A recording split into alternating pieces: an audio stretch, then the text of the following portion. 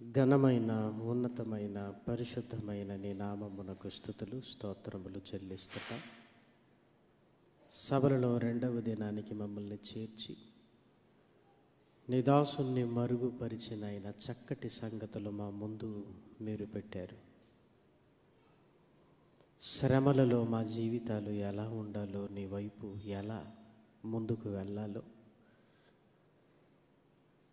పూర్వీకులు ఎంత కష్టపడితే ఈ సువార్త మా కళ్ళ ముందుకు వచ్చిందో ఉన్నతమైన నీ మాటల చేత నాయన మా హృదయాలను తాకారు. తిరిగి నీ మాటలను నాయన ధ్యానించడానికి పూనుకుంటుండగా సహాయాన్ని అనుగ్రహించండి. నిలబడి ఉన్న నేను కనబడుటకే తప్ప నాయన నా మాటలు నీ పిల్లలకు ఎంత మాత్రమును ప్రయోజనకరమైనవి కావు. తండ్రి, మాతో మాట్లాడండి. వినబడుతున్న ప్రతి మాట మీ మాటగా నాయన నీ పిల్లల హృదయాలను కదిలించి నాయన ఈ రాత్రి గొప్ప ఉజ్జీవాన్ని నాయన నీ పిల్లలలో కలిగించమని మిమ్మల్ని ప్రాధేయపడుతున్నా. ప్రతి కుటుంబము నాయన ఆశీర్వదింపబడినట్లు, ప్రతి సంఘానికి క్షేమావృద్ధి కలుగునట్లుగా ఈ రెండవ దినము నీ ఆత్మ ప్రభావములోనికి మమ్మల్ని తీసుకొని రమ్మని మిమ్మల్ని బ్రతిమలాడుతూ ప్రాధేయపడుతూ నిలబడి ఉన్న నీ దాసుడనైనా నన్ను జ్ఞాపకం చేసుకొని శక్తి కలిగిన నీ మాటలు చెప్పగలిగే సామర్థ్యాన్ని అనుగ్రహించమని మిమ్మల్ని కోరుకుంటూ క్రీస్తు నామం నీ ప్రార్థన అడిగి వేడుకొంచున్నాము తండ్రి, ఆమేన్. ప్రేమన దేవుని వారలారా, దేవుని మహాకృపను బట్టి, ఆయన ఉన్నతమైన ప్రేమను బట్టి పరలోకమందున్న కన్న తండ్రిని స్తుతిస్తూ క్రీస్తు పేర కృతజ్ఞతాస్తుతులు చెల్లించుచున్నాను. వేదికను అలంకరించిన దైవదాసులకు, దేవుని పిల్లలైన మీ అందరికీ కూడా క్రీస్తు పేర శుభములు వందనములు తెలియజేసుకుంటూ, దేవుని సంకల్పం కుటుంబాలపై ఉంది అన్నట్లుగా ఆదికాండంలో ఆదామును నేల మట్టి నుండి తీసిన తరువాత వెంటనే హవ్వమును నిర్మించి ఒక కుటుంబముగా స్థిరపరిచినట్లుగా మనం చూస్తున్నాం. కానీ దుష్టుని ప్రభావంలోనికి వెళ్ళిన మొట్టమొదటి కుటుంబం దేవుని ఆజ్ఞలను మీరి చిన్నాభిన్నం అయిపోయింది. దేవుని ఆజ్ఞలలో నుంచి బయటికి వచ్చిన తరువాత దేవునికి దూరమై ఏదేనులో నుంచి గెంటి వేయబడి భయంకరమైన పరిస్థితులను రుచి చూసింది అని నిన్నటి దినం మనం ఆలోచించాం. ప్రతి కుటుంబం పట్ల దుష్టునుకున్న దుష్టత్వము మన కుటుంబాలలోనికి తీసుకొని రావటం వల్ల ఇప్పటికీ కుటుంబాలలో అలాంటి పరిస్థితులే మనకు కనబడుతున్నాయి అని అనేక కుటుంబాలను చూసి మనం చెప్పగలం. అలానే మన కుటుంబాన్ని గురించి మనం ఆలోచించిన కష్టాలు, కన్నీళ్ళు, ఇబ్బందులు, ఎదిగిన పిల్లలు, సమస్యలు, ఆర్థిక ఇబ్బందులతో సతమతమవుతూనే ఉన్నాం మన వారలారా. ఎందుకు ఈ సమస్యలు అంటే, దేవుని సంకల్పం కుటుంబమైనప్పుడు దుష్టుడు కూడా కుటుంబాలను దేవునికి కాకుండా కుటుంబములోనికి ప్రవేశించి మన కుటుంబాన్ని మనమే నాశనము చేసుకునేటట్లుగా వాడు మలుస్తున్నాడు అనటంలో ఎలాంటి సందేహము లేదు. అందుకే క్రొత్త నిబంధన ప్రారంభంలో జకర్యా ఎలిజబెత్ దంపతులను చూపిస్తూ, నా ఆజ్ఞలు గైకొనటం కష్టం కాదు, సకల ఆజ్ఞలను గైకొనుచున్న వీరిని చూడండి అని క్రొత్త నిబంధన ప్రారంభంలో జకర్యా ఎలిజబెత్ దంపతుల అన్యోన్యతను గురించి మాట్లాడుతూ, జకర్యా ప్రార్థన యేసుక్రీస్తుని గురించి అయితే ఆ యేసుక్రీస్తుకు త్రోవను సరళము చేయడానికి యోహాను గారిని జకర్యా దంపతులకు బహుమానముగా ఇచ్చారు. జకర్యా యేసుక్రీస్తును గురించిన ఆలోచన కలిగినవాడు. ఎప్పుడైతే తనకు కుమారుడిగా యోహానును అనుగ్రహించబోతున్నాడు అని తెలుసుకున్న తర్వాత యోహానును దేవుని కొరకు పెంచడానికి తల్లిదండ్రులుగా మానసికంగా సిద్ధపడ్డారు. వివాహము తరువాత దేవుడిచ్చే బహుమానాల కొరకు కేవలం శారీరకమైన సిద్ధపాటు మాత్రమే కాదు, మానసికమైన సిద్ధపాటు కూడా ప్రతి ఒక్కరికి అవసరం. ఎందుకంటే దేవుడు పిల్లల్ని ఊరికే ఇవ్వటం లేదు. ఏదో పిల్లల్ని ఇచ్చి ఆనందపరిచి మన ఆస్తులను వారికి రాయించి ఇవ్వడానికి, ఈ లోకంలో నుంచి మనం వెళ్ళిపోవడానికి మాత్రమే కాదు ప్రియమైన వారలారా. దేవుడు గర్భఫలాలుగా పిల్లల్ని ఇవ్వటంలో ఆయనకున్న బలమైన ఉద్దేశాలను గ్రహించగలిగితే పిల్లల్ని దేవుని కొరకు పెంచాలి అన్న ఆలోచనలోనికి మనం వెళతాం ప్రియమైన వారలారా. కాబట్టి పరిశుద్ధ గ్రంథములోనికి వెళ్ళి ఈ రెండవ దినము జకర్యా దంపతులు యోహాను గారిని గురించిన పెంపకాన్ని గురించి ఎలాంటి జాగ్రత్తలు తీసుకున్నారు, యోహాను గారు ఎలా గొప్పవాడయ్యాడు అని లేఖనాలలోనికి వెళ్ళి మనం చూడగలిగితే లూకా గారు రాసిన సువార్త పరిశుద్ధ గ్రంథంలో వ్రాయబడిన చక్కటి సందర్భాన్ని దయచేసి మీరు చూడండి. లూకా గారు రాసిన సువార్త మొదటి అధ్యాయము 14వ వచనాన్ని దయచేసి చూడండి. అతడు ప్రభువు దృష్టికి గొప్పవాడై ద్రాక్షారసమైనను మద్యమైనను త్రాగక తన తల్లి గర్భమున పుట్టినది మొదలుకొని పరిశుద్ధాత్మతో నిండుకొనిన వాడై ఇశ్రాయేలీలలో అనేకులను ప్రభువైన వారి దేవుని వైపునకు త్రిప్పును. మరియు అతడు తండ్రుల హృదయములను పిల్లల తట్టుకును అవిధేయులను నీతిమంతుల జ్ఞానమును అనుసరించుటకు త్రిప్పి ప్రభువు కొరకు ఆయత్తపడి ఉన్న ప్రజలను సిద్ధపరచుటకై ఏలియా యొక్క ఆత్మయు శక్తి గలవాడై ఆయనకు ముందుగా వెళ్ళును.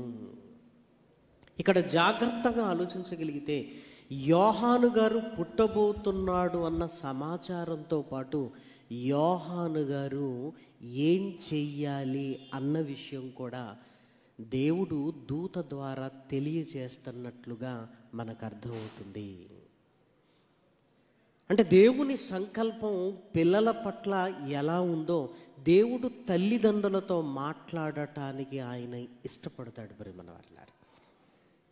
ఎందుకంటే ఆఫ్టర్ ఆల్ ఒక వస్తువును మనం కొన్నప్పుడు ఆ వస్తువును గురించిన పూర్తి వివరాలతో ఒక బుక్లెట్ మాన్యువల్ ఇస్తాడు. ప్రతి వస్తువును మీరు చూడండి.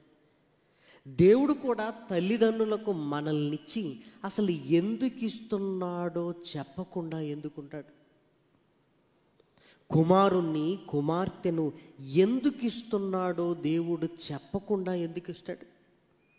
మీరు ఆలోచించండి. దేవుడు నాకు కుమారుణ్ణి ఎందుకు ఇచ్చాడు, నాకు కుమార్తెలను ఎందుకు ఇచ్చాడు? ఏమంటే క్లారిటీ ముందు తల్లిదండ్రులుగా మనందరికీ ఉండాలి ప్రేమల వారలారా. ఎవరు పుట్టారు అన్న క్లారిటీ ఉంటుంది, కానీ దేవుడు వీరిని ఎందుకు ఇచ్చాడు అన్న క్లారిటీ లేకపోవటం వల్ల పెంపకములో వారిని ఎలా పెంచాలో గందరగోళపు పరిస్థితులలోనికి వెళ్ళిపోతున్నారు. మీరు ఆలోచించండి. దేవుడు ఎవరిని ఇచ్చాడో తెలిసిపోతుంది మనకి 9 నెలల తర్వాత. కానీ ఎందుకు ఇచ్చాడో, మన పిల్లల పట్ల ఆయనకున్న చిత్తమేంటో తల్లిదండ్రులుగా మనం గ్రహించడానికి ప్రయత్నం చేయాలి. దేవుడు ఖచ్చితంగా మన పిల్లల పట్ల ఉన్న చిత్తాన్ని మనతో తెలియజేయడానికి ఆయన ఇష్టపడతాడు ప్రేమల వారలారా. పరిశుద్ధ గ్రంథంలోనికి వెళ్ళి చూస్తే చాలా సందర్భాలలో ఆయన మాట్లాడుతున్నాడు ప్రేమల వారలారా. దయచేసి చూడండి, మరలా ఇక్కడికి వచ్చేద్దాం. న్యాయాధిపతుల గ్రంథంలో రాయబడిన మాటను కూడా మనం చూడగలిగితే అక్కడ కూడా దేవుడు సంసోను గారు పుట్టుక ఎందుకు జరుగుతుందో ముందుగా తల్లిదండ్రులకు తెలియజేస్తున్నట్లుగా మనం చూడగలం. న్యాయాధిపతుల గ్రంథము 13వ అధ్యాయము, న్యాయాధిపతుల గ్రంథము 13వ అధ్యాయము 5వ వచనాన్ని దయచేసి చూడండి.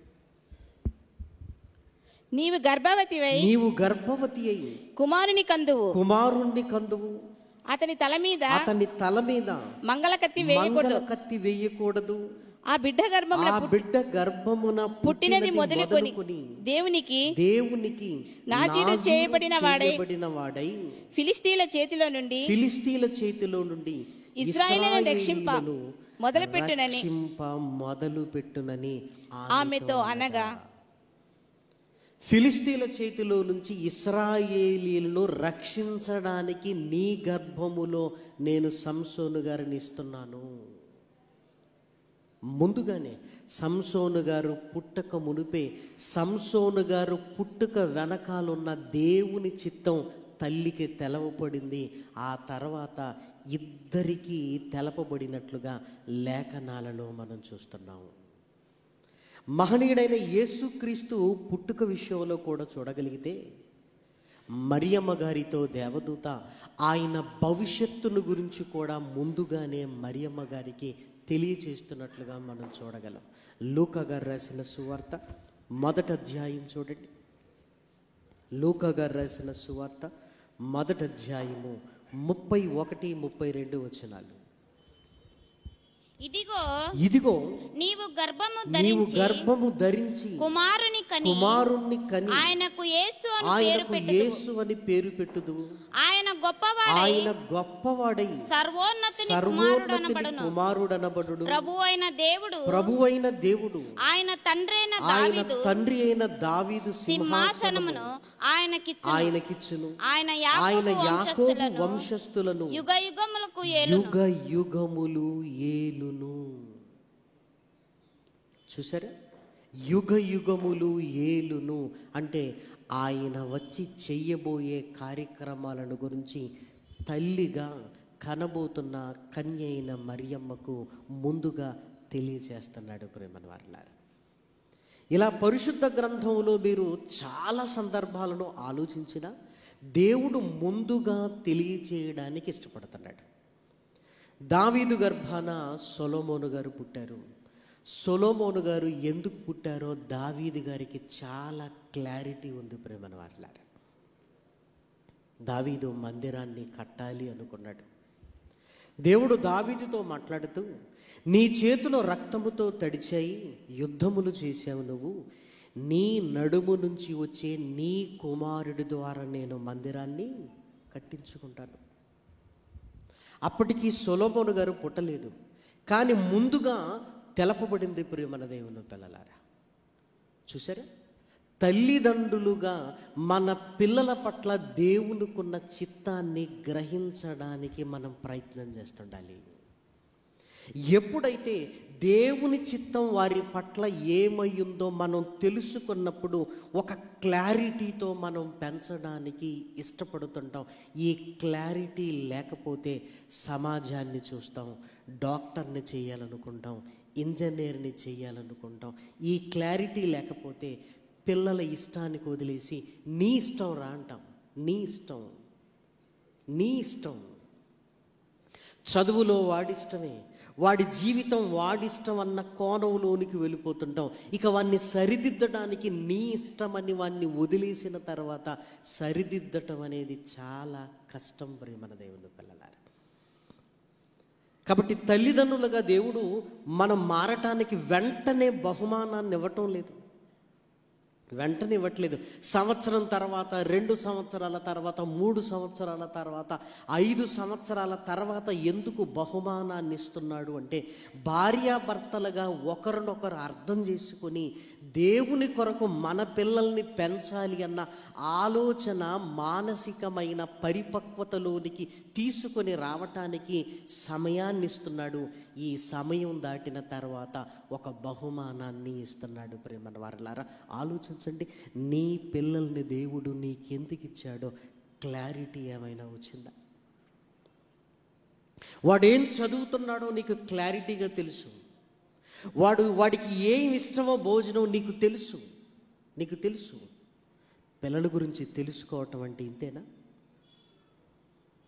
ఏమంటే పలాని భోజనం అంటే వాడికి ఇష్టం అండి, పలాని బట్టలంటే వాడికి ఇష్టం అండి, ఇదిగో పలాని ప్రదేశం అంటే వాడు చాలా మక్కువ చెందుతాడండి అని ఇవి తెలుసుకుని మనం ఏం పొంగిపోతుంటామంటే, నా పిల్లల గురించి నాకు బాగా తెలుసు అన్న ఆలోచనలోనికి వెళుతుంటాం. కానీ తెలుసుకోవలసింది, నీకు పిల్లల్ని దేవుడు ఎందుకు ఇచ్చాడు, దేవునికున్న చిత్తము ఏమై ఉంది నీ పిల్లల పట్ల, ఈ క్లారిటీ ఉండాలి ప్రేమన దేవుని పిల్లలారా.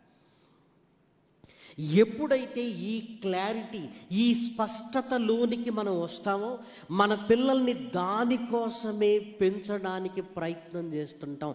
చిన్ననాడే వాడి హృదయాలలో దేవుని చిత్తాన్ని పెట్టడానికి ప్రయత్నం చేస్తావు. మీరు ఆలోచించండి. ఒక 6 months బ్యాక్ ఒక కుర్రోడు వచ్చాడు, బీటెక్ చదువుకున్నాడు, బీటెక్ కంప్లీట్ అయింది. బీటెక్ చదువుకున్న తర్వాత వచ్చి ఏమంటున్నాడంటే, నేను సేవ చేయాలి అంటున్నాడు. సేవ చేయాలనుకున్నవాడు బీటెక్ ఎందుకు చేసావు నువ్వు? బైబిల్ ట్రైనింగ్ చేయాలి కదా అంటే, అప్పుడు చేయాలనిపించలేదు, ఇప్పుడు నేను బైబిల్ ట్రైనింగ్ చేయాలనుకుంటున్నా అంటే స్పష్టత లేదు. తల్లిదండ్రులు ముందుగానే నువ్వు దేవుని కొరకు నిర్ణయింపబడిన వాడవరా, దేవుని సేవ చెయ్యాలి అని చిన్ననాటి నుంచే వాడి హృదయంలో పెట్టుంటే, పరిశుద్ధ గ్రంథంలో ఆరి తేరిన వాడుగా ఏదో బైబిల్ ట్రైనింగ్కు వెళ్ళిపోయేవాడు. కానీ ఆ స్పష్టత లేడు. వాడు కూడా అందరిలాగానే బీటెక్ చేయాలి, ఉద్యోగాలు చేయాలన్నాడు. మరలా ఏదో సడన్గా ఆలోచన వెనక్కి తీసుకున్నాడు, నేను పరిచర్య చేయాలి అన్నాడు. చాలామంది యవనస్తుల జీవితాలలో క్లారిటీ ఉండదు. ఏ లక్ష్యం కొరకు బ్రతుకుతున్నారో తెలియదు. చదువు ఒకటి, చేస్తున్న ఉద్యోగాలు మరొకటి, చేస్తున్న పనులు ఒకటి, మన లక్ష్యాలు మరొకటి. జీవితాలు గందరగోళం మధ్య ఉన్నవి. సమయాన్ని సూచించే ముళ్ళు గడియారం లేకపోతే అది ఎలా వ్యర్థమో, మనిషి జీవితంలో కూడా లక్ష్యం లేకపోతే వాడు ఇష్టానుసారంగా పెరుగుతాడు. ప్రేమన దేవుని పిల్లలారా, అదే మన పిల్లలు పాడైపోవడానికి ప్రధానమైన కారణం. వాడికి లక్ష్యం లేదు. ఆ లక్ష్యము ఏంటో తల్లిదండ్రులుగా దేవుని చిత్తాన్ని మనం తెలుసుకోలేదు. ఒకవేళ మనము తెలుసుకుంటే చిన్ననాటి నుంచే ఆ లక్ష్య సాధన కొరకు వారిని పెంచినప్పుడు, బాలుడు నడవవలసిన త్రోవను వానికి నేర్పిస్తే పెద్దవాడైన తర్వాత దాని నుంచి తొలగిపోడు కదా. పాపో బాబో పుట్టగానే మనకున్న ఆనందం ఏంటంటే, ఆ ఆనందంలో దేవుడు ఎందుకు ఇచ్చాడో మరిచిపోయి మరీ పెంచుతుంటాం ప్రేమన దేవుని పిల్లలారా. నా మొదటి కుమారుడు, ఇదిగో నా కుమార్తె, నా సర్వస్వం అని మితిమీరిన ప్రేమతో అసలు దేవుడు ఎందుకు ఇచ్చాడు అన్న ఆలోచన మరిచిపోయి, నా కుమారుడు, నా కుమార్తె, దేవుడు నాకిచ్చాడు అన్న ఆలోచన పోగొట్టుకొని, ఏమండి, వారికి ఆస్తులను కూడబెట్టడానికి ప్రాధాన్యత ఇస్తూ, భార్యాభర్తలు ఇద్దరు ఉద్యోగాలు చేస్తూ లక్షల రూపాయలు విలువైన కాన్వెంట్లో జాయిన్ చేసి ఇక వాడి బ్రతుకుకు డోకా లేదు అనుకుంటుంటారు. దేవుడు ఎందుకే ఇచ్చాడా? మీరు ఆలోచించండి.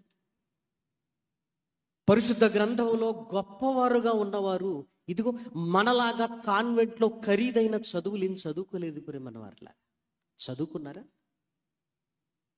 బైబిల్లో ఈరోజు గొప్పవారు అని ఎవరి జీవిత చరిత్రలను అయితే మనం చూస్తున్నామో, వారు ఆస్తులు తల్లిదండ్రులు వారికి కట్టబెట్టాలి అన్న ఆలోచన వారి వెనక ఏమీ లేదు. ప్రియమైన దేవుని పిల్లలారా, భార్యాభర్తలుగా ఒకరినొకరు అర్థం చేసుకొని తల్లిదండ్రులుగా మారిన తర్వాత పిల్లల పట్ల ఒక స్పష్టమైన ఉద్దేశం తల్లిదండ్రులుగా ఉన్న వారికి ఖచ్చితంగా ఉండాలి. నా దేవుడు నాకు పిల్లల్నిచ్చింది ఎందుకు అని వారి పట్లున్న దేవుని చిత్తాన్ని తల్లిదండ్రులుగా గ్రహించడానికి మనం ప్రయత్నం చేయాలి. పరిశుద్ధ గ్రంథంలో చాలా సందర్భాలలో దేవుడు మాట్లాడుతూనే ఉన్నాడు. ప్రేమన వారలారా, చూడండి, రోమీలకు రాసిన పత్రిక 12వ అధ్యాయము, రోమీలకు రాసిన పత్రిక 12వ అధ్యాయము 2వ వచనాన్ని దయచేసి చూడండి.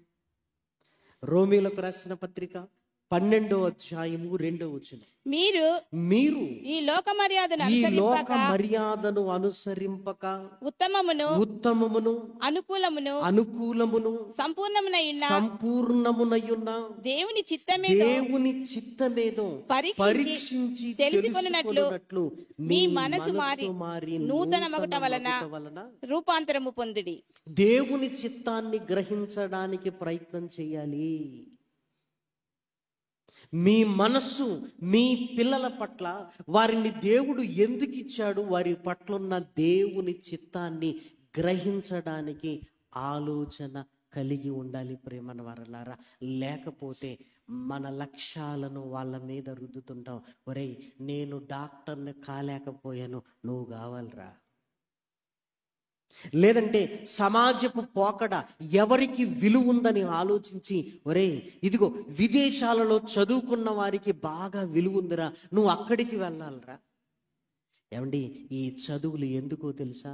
జానడు పొట్టను నింపడానికి ప్రేమన వారలారా. ఈ జానడు పొట్టను నింపుకోవడానికి ఏమండి విదేశాలు, ఉన్నత చదువులు అనుకుంటుంటాం.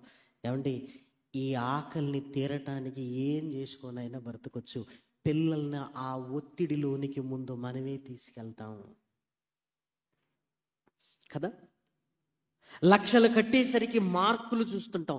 ఆ మార్కులను చూసేసరికి మనకు గుండె గుబేలు అంటుంది. ఒరే, ఏం చదువుతున్నావురా, ఏం చదువుతున్నారా? ₹1,00,000 నీ కొరకు కట్టింది, ₹1,00,000 నీ కొరకు కట్టింది. తెలియకుండానే పిల్లలు ఒత్తిడికి గురవుతుంటారు. ₹1,00,000 నిన్ను వాడేమి కట్టమని లేదు, ఈ స్కూల్లోనే నేను చదువుతానని వాడు అనలేదు. ఇదిగో మన ఇష్టాలన్నీ పిల్లల మీద రుద్దుతుంటాం. ₹1,00,000 పోయాయి, ₹1,00,000 పోయాయి అన్నట్లుగా మనం బాధపడుతుంటే పిల్లలు ఒత్తిడికి గురవుతుంటారు ప్రేమన దేవుని పిల్లలారా. ఏమంటే, ఆడుతూ పాడుతూ చదువుకున్న రోజులు పోయాయి. గదులలో అంకితం అవుతూ రాత్రు పగలు అని తేడా లేక పుస్తకాల మధ్య తలలు పెట్టుకున్న రోజులు ఈ రోజు మన పిల్లల్ని మనం చూస్తున్నాం. ఎందుకంటే అంత ఒత్తిడి. ఫెయిల్ అయ్యాడు, అయితే ఏంటి? మనకేదో నామూషి, మన బంధువుల మధ్య నామూషి, మన బంధువులు అడిగినప్పుడు చెప్పుకోలేక నామూషి. అంటే నీ ఈగో సాటిస్ఫై అవ్వడానికి వాడిని పెంచుతున్నావా? వాడి తలాంత్ ఏంటి, వాడు దేవుడికి ఎలా ఉపయోగపడతాడు అన్న ఆలోచన మానేసి మన బంధువులలో గొప్పగా ఉండాలి, వాడు కళాశాలలో గొప్పగా ఉండాలి. ఈ లక్ష్యాలు ఎక్కడి? పిల్లల్ని ఒత్తిడిలోనికి తీసుకొని వెళుతున్నాం. వాడు ఆ ఒత్తిడి భరించలేక స్నేహాల కొరకు అలవాటు పడతావు. ఎందుకు? తల్లిదండ్రులతో ఉండే అవకాశం లేకపోతే ఏమండి, ఆల్టర్నేట్గా పిల్లలు వెతుకునేది స్నేహితులను ప్రేమన వాళ్ళ. తల్లిదండ్రులుగా వారికి మనం సమయాన్ని ఇస్తే వాడు స్నేహితులతో ఉండటానికి వాడు ఇష్టపడడు. మనతో మాట్లాడుతున్నప్పుడు ఎప్పుడు వాడిని ఒత్తిడిని పెంచేది, ఒరే ఏం చదివావు, పరీక్షలు వస్తున్నాయి, ఇది వస్తున్నాయి, అది వస్తున్నాయని ఒత్తిడికి గురి చేసే మాటలు మాట్లాడేసరికి మనతో మాట్లాడాలంటే వాడికి భయం. స్నేహితులను ఆసరా చేసుకుంటాడు. ఆ స్నేహితులు ఏం చేస్తుంటారో తెలుసా? పాడు చేసే స్థితిలోనికి వారిని తీసుకుని వెళతారు ప్రేమన దేవుని పిల్లలారా. ఈరోజు అనేక మంది పిల్లలు ఏమండి, యోహాను గారు ద్రాక్ష రసాన్ని ముట్టుకోలేదు తన జీవిత కాలంలో, కానీ ఈరోజు పిల్లలు డ్రగ్స్కి అలవాటు పడుతున్నారు అన్న మాట ఎంత భయంకరమైన మాట.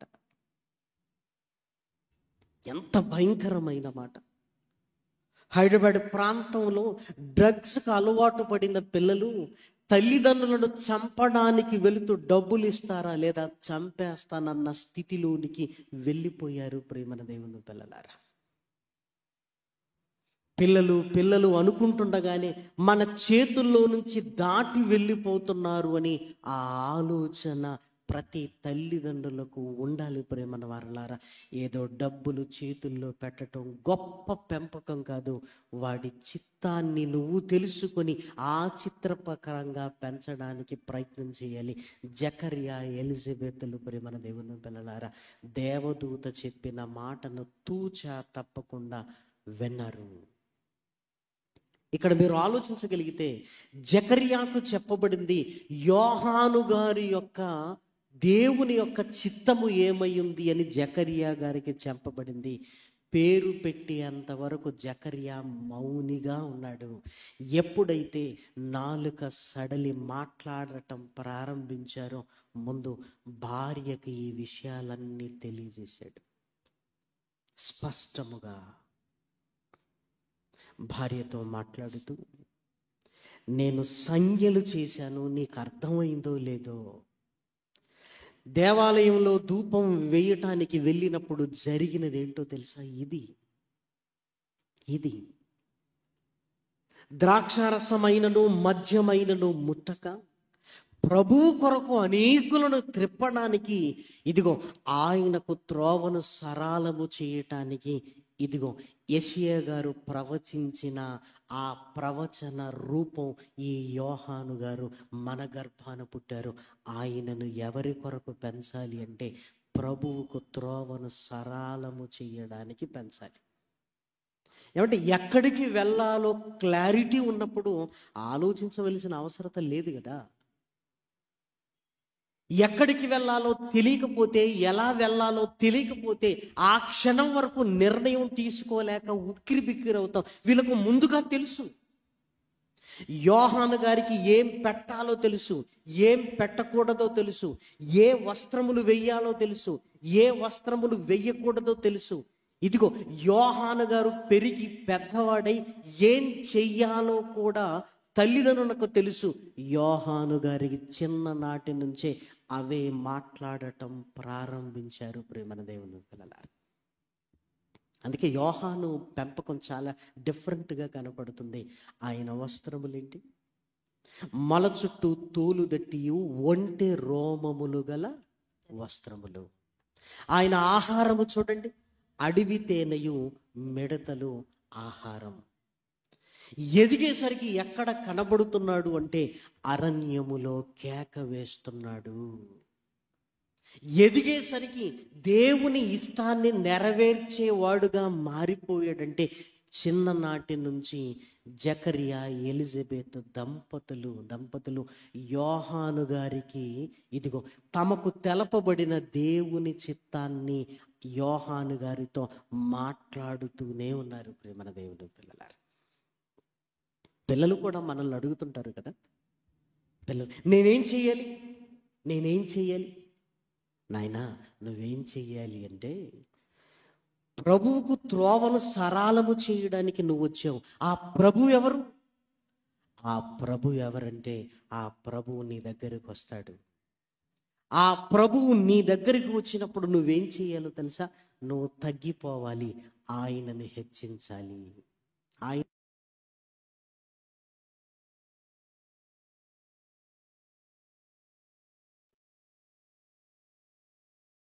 పల్లము చెయ్యాలి. వంకర మార్గములను ఇదిగో నువ్వు చక్కగా చెయ్యాలి. కరుకు మార్గములు నున్ననివిగా చెయ్యాలి. ప్రభువు కొరకు రోషము కలిగిన వాడుగా అనేకులను ప్రభువు వైపుకు నువ్వు త్రిప్పాలి. చిన్ననాటి నుంచే ఇదే మాటలు చెప్పి చెప్పి చెప్పి చెప్పి యోహాను గారిని పెంచుతున్నారు. అంటే దేవుని చిత్తము తప్ప యోహాను గారికి ఇంకేమీ బోధించలేదు. మరి ఎలా బ్రతుకుతారు? ఏమంటే బ్రతకడానికి కోటి విద్యలు ఉన్నాయట. బ్రతకడానికి కోటి విద్యలు. మనకున్న టెన్షన్ ఏంటంటే మన పిల్లల పట్ల ఎప్పుడు మరి ఎలా బ్రతుకుతావురా అంటే ఇదిగో వాడు ఏదో ఉన్నత స్థానాలలోనికి వెళితేనే బ్రతుకుందన్నట్లుగా మాట్లాడుతుంటాం ప్రేమన వారలారా. బ్రతకటం ఎలాగైనా బ్రతకగలరు, అందులో అనుమానమేమీ లేదు. అందులో మనం టెన్షన్ పడాల్సింది ఏమీ లేదు ప్రేమన దేవుని పిల్లలారా. కానీ దేవుని చిత్తాన్ని మాత్రం నూరిపోయాలి ప్రేమన దేవుని పిల్లలారా. యోహాను గారితో తల్లిదండ్రులు మాట్లాడుతున్న మాట, మా అమ్మ అదే మాట్లాడుతుంది నాతో, మా నాన్నగారు కూడా అదే మాట్లాడుతున్నాడు. నా గురించి లేఖనాలలో వ్రాయబడిందట, యెషయా గ్రంథము 40:3, ఈ పనులు నేను చెయ్యాలని దేవుడు ముందుగా రాశాడు. ఇదిగో నేను చెయ్యవలసిన పనులు, ప్రతి పల్లము పూడ్చాలి, ప్రతి మెట్ట ప్రతి కొండ పల్లము చెయ్యాలి, వంకర మార్గములు చక్కగా చెయ్యాలి, కరుకు మార్గములు నున్నగా చెయ్యాలని కంటత వాక్యముగా తాను చెయ్యబోయే పనులను గురించి యోహాను గారికి ముందుకు తెలుసు. యోహాను గారికి ముందు తెలుసు. ప్రియమైన వారలా, తల్లిదండ్రులు బోధించారు. తన గురించి వ్రాయబడిన లేఖనాలలో ఉంటున్న దేవుని చిత్తాన్ని తెలుసుకున్న వాడుగా మరొక వ్యాపకము లేకుండా యోహాను గారు దేవుని కొరకు పెంచబడ్డాడు. అందుకే ఆయన ఎదిగేసరికి అరణ్యములో కేకలు వేస్తున్నాడు. ప్రియమైన వారలారా, దయచేసి మీరు చూడండి, లూకా సువార్త 3వ అధ్యాయము, లూకా గారు రాసిన సువార్త 3వ అధ్యాయము 3-6 వచనాలు చూడండి. అంతటా అతడు వచ్చి పాప క్షమాపణ నిమిత్తము మారు మనసు విషయమైన బాప్తిస్మము పొందవలెనని యోర్దాను నది ప్రదేశమంతటా ప్రకటించుచుండెను. ప్రభువు మార్గము సిద్ధపరచుడి, ఆయన త్రోవలు సరళము చేయుడి, ప్రతి పల్లము పూడ్చబడును, ప్రతి కొండయు మెట్టయు పల్లము చేయబడును, వంకర మార్గములు తిన్నని వగును, కరుకు మార్గములు నున్నని వగును, సకల శరీరులు దేవుని రక్షణ చూతురు. యోహాను గారు ఇదే మాటలతో పెంచబడుతున్నాడు. ఇవే మాటలు ఆయన హృదయములో నింపబడ్డాయి. ఇవే మాటలు ప్రతిరోజు తల్లిదండ్రులు జకర్యా ఎలిజబెత్ దంపతులు బోధిస్తూనే ఉన్నారు. ఎందుకంటే దేవుని చిత్తము యోహాను గారి పట్ల ఏమైందో తల్లిదండ్రులు తెలుసుకున్నారు గనుక. ప్రియమైన దేవుని పిల్లలారా, యోహాను గారు కూడా ఎదిగిన తర్వాత నేనెందుకు ఈ పనులు చెయ్యాలి అన్న కౌంటర్ వేయలేదు. ప్రియమైన దేవుని పిల్లలారా, శుభవార్త ఛానల్లో ప్రసంగాలు వస్తుంటాయి. ఒకరోజు ఒక ప్రాంతము నుంచి ఒక తల్లి గారు మాట్లాడుతున్నారు, అయ్యా నాకు ఒక కుమారుడయ్యా, సుమారు 7 సంవత్సరాల తర్వాత దేవుడు గర్భఫలాన్ని ఇచ్చాడు. ఎంతో మంది దైవ సేవకులు ప్రార్థన చేశారు, ఎంతో కన్నీటితో దేవుణ్ణి వేడుకుంటే నాకు గర్భఫలాన్ని ఇచ్చాడు. ఏం పేరు పెట్టానంటే ఇశ్రాయేలీలకు మొట్టమొదటి న్యాయాధిపతి ఒత్నీయేలు అని పేరు పెట్టానయ్యా. ఒత్నీయేలు అని నేను పేరు పెట్టాను. వాడికి 19-20 సంవత్సరాలు వచ్చిన తర్వాత వాళ్ళ నాన్నగారు నేను కూర్చోబెట్టి మాట్లాడాం, రే నీ పేరు ఒత్నీయేలు అని పెట్టింది ఎందుకో తెలుసా? ఇశ్రాయేలీలకు మొట్టమొదటి న్యాయాధిపతి నువ్వు సేవ చేయాలరా. 7 సంవత్సరాల తర్వాత దేవుడు నిన్నిచ్చాడు. ఆ 7 ఏళ్ళు మా తపన ఏంటో తెలుసా? నువ్వు కూడా ఒక న్యాయాధిపతిగా దేవుని నీతిని దేవుని న్యాయాన్ని ప్రకటించేవాడుగా నువ్వు ఉండాలి అని మేము ఆశపడితే దేవుడు ఇచ్చాడు అనగానే ఆ కుమారుడు చిన్నగా నవ్వి ఏమన్నాడో తెలుసా? అమ్మా నేను సేవ చేస్తానని మీరనుకోవటం ఏంటి? ఓ పని చేయండి, మీరు అనుకున్నారు కనుక మీరు చేయండి అన్నాడట. చూసారా? ఆ తల్లికి కలుగుతున్న ఆవేదన అంతా ఇంత కాదు. అయ్యా దేవుని చిత్తాన్ని వాడికి మేము మాట్లాడుతున్నప్పుడు మా మాట వినటం లేదు, నవ్వుతున్నాడు, ఏమి సమాధానం చెప్పటం లేదు. సేవ అనగానే నేను ఇది చెయ్యాలి అని సేవను వాడు ఇష్టపడటం లేదయ్యా, వాడు ఇష్టపడటం లేదు. అలాని దేవునిలో ఉండటానికే వాడు ఇష్టపడని స్థితి వచ్చింది. 4 స్నేహితులతో ఇంటికి వస్తాడు, వాడు వెళ్ళిపోతాడు, ఎప్పుడు వస్తాడో తెలియదు. వాడు రావటానికి మేము ఎదురు చూసి 12-1 గంటల వరకు మేము మెలకువతోనే ఉంటానైనా అమ్మా నాన్న పడుకోలేదన్న మమకారాన్ని కలిగి ఉంటాడేమో అని అడుగుతుంటే వాడు ఏమంటాడు తెలుసా? నేను మిమ్మల్ని పడుకోవద్దన్నానా? ఆ సమాధానాలతో గుండె తరుక్కుపోతుందండి తల్లికి. మా కష్టాన్ని వాడు గుర్తించటం లేదు, మా కష్టాన్ని వాడు గుర్తించటం లేదు అని బాధపడుతుంది. అమ్మా, ఎదిగిన పిల్లలు మాట వినరమ్మా. కానీ నీ ఒడిలో ఉన్నప్పుడు ఈ మాటలు ఏమైనా చెప్పావా? వాడు ఎదిగిన తర్వాత మీరు మాట్లాడటానికి ప్రయత్నం చేస్తున్నారు, చాలా సంతోషం. ఎందుకంటే ఎదిగిన పిల్లలు లోకానికి అప్పటికే ఎక్స్పోజ్ అయి ఉంటారు. లోకపులో ఉన్న వాతావరణం వాడిలోనికి వస్తుంది. తల్లిదండ్రులను చిన్నగా చూసే మనస్తత్వం వస్తుంది. ప్రియమైన దేవుని పిల్లలారా, అందుకే దేవుడు ఎదిగిన పిల్లలుగా గర్భఫలాలను ఇవ్వట్లేదు. చిన్నగా ఉన్నప్పుడే మన ఒడిలో ఎందుకు పెడుతున్నాడో తెలుసా? నువ్వు చెప్పవలసినవన్నీ వాడు ఎదిగేంత వరకే నువ్వు చెప్పేయాలి. ఎదిగేంత వరకే. అందుకే చూడండి, పిల్లలు చిన్నగా ఉన్నప్పుడు తల్లిదండ్రులను విడిచిపెట్టరు. అంటే ఇప్పుడే చెప్పవలసిన సమయం అన్నమాట. ఇప్పుడే చెప్పవలసిన సమయం. వాళ్ళు ఎదిగిన తర్వాత కూర్చొని మాట్లాడటానికి కూడా సమయం ఇవ్వరు. అదే చిన్నగా ఉన్నప్పుడు నీ ఒడిలో కూర్చుంటారు. అమ్మా, నీ ఒడిలో ఉన్నప్పుడు చెప్పకుండా వాడు లోకానికి ఎక్స్పోజ్ అయిన తర్వాత నువ్వు మాట్లాడుతున్నావు. ఇదిగో వినే అవకాశం తక్కువ అమ్మా. ఇప్పుడు నీ మాట వినకపోవచ్చు, దేవుడే మాట్లాడాలి.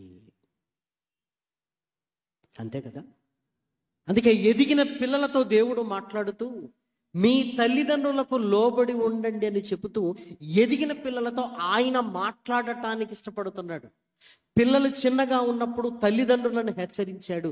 పిల్లలు ఎదగగానే దేవుడికి తెలుసు తల్లిదండ్రుల మాట వీరు వినరు అని. దేవుడే మాట్లాడటానికి ప్రయత్నం చేస్తున్నాడు. ప్రేమను వారలారా, దయచేసి మీరు చూడండి, ఎఫెసీలకు రాసిన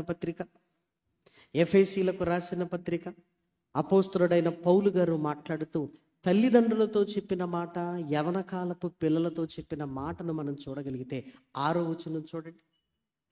6వ అధ్యాయము 1వ వచనం. పిల్లలారా, ప్రభువునందు మీ తల్లిదండ్రులకు విధేయులయ్యుండుడి, ఇది ధర్మమే అని పిల్లలకు చెప్తున్నాడు. అంటే ఎదిగిన తర్వాత తల్లిదండ్రులను చిన్న చూపు చూసే స్థితి యవన కాలంలో పిల్లలకు వస్తుంది. ప్రేమను వారలారా, దేవుడే మాట్లాడుతున్నాడు. ఇదిగో మీ తల్లిదండ్రులకు విధేయులై ఉండుడి, నీకు మేలు కలుగునట్లు నీ తండ్రిని తల్లిని సన్మానింపుము అని యవన కాలంలో ఉంటున్న పిల్లలకు తెలియజేస్తున్నాడు. నీ తల్లిదండ్రులను సన్మానించు. పిల్లలు చిన్నగా ఉన్నప్పుడు తల్లిదండ్రులతో చెప్తున్నాడు. 4వ వచనం, తండ్రులారా మీ పిల్లలకు కోపమును రేపక ప్రభు యొక్క శిక్షలోను బోధలోను వారిని పెంచండి. చిన్నగా ఉన్నప్పుడు తల్లిదండ్రులకు చెప్తున్నాడు. యవన కాలంలో ఉన్నప్పుడు ఇదిగో నీ తల్లిదండ్రుల వైపు చూడు అని యవన కాలంలో ఉంటున్న పిల్లలకు చెప్తున్నాడు. అంటే యవన కాలం రాగానే తల్లిదండ్రుల మాట వినని స్థితిలోనికి వెళ్ళిపోతారు. ప్రేమన దేవుని పిల్లలారా, అమ్మా, చిన్నగా ఉన్నప్పుడు ఏ రోజైనా వాడిని నీ ఒడిలో కూర్చోబెట్టుకొని ఈ మాటలు చెప్పారా? అయ్యా, అప్పుడు వాడికి ఏం అర్థం అవుతుందని మేమేమీ చెప్పలేదు. ఎదిగిన తర్వాత చెప్పాలి అనుకున్నాం, కానీ చిన్నగా ఉన్నప్పుడు వాడికి ఏం అర్థం అవుతుంది అనుకుంటున్నాం. ఏమండి, చిన్నగా ఉన్నప్పుడు పిల్లలకు అర్థం కాదు అనుకుంటాం. అది మన తప్పు. ప్రేమన దేవుని పిల్లలారా, సెల్ ఫోన్ ఇవ్వండి, నీకంటే ఎక్కువ నీ పిల్లలకే తెలుసు. వాడికి ఏం అర్థం అవుతుంది అని మనం అనగలవా? మీరు ఆలోచించండి. దేవుని విషయాలకు రాగానే పిల్లలకు అర్థం కాదు అనుకుంటాం ప్రేమన వారు.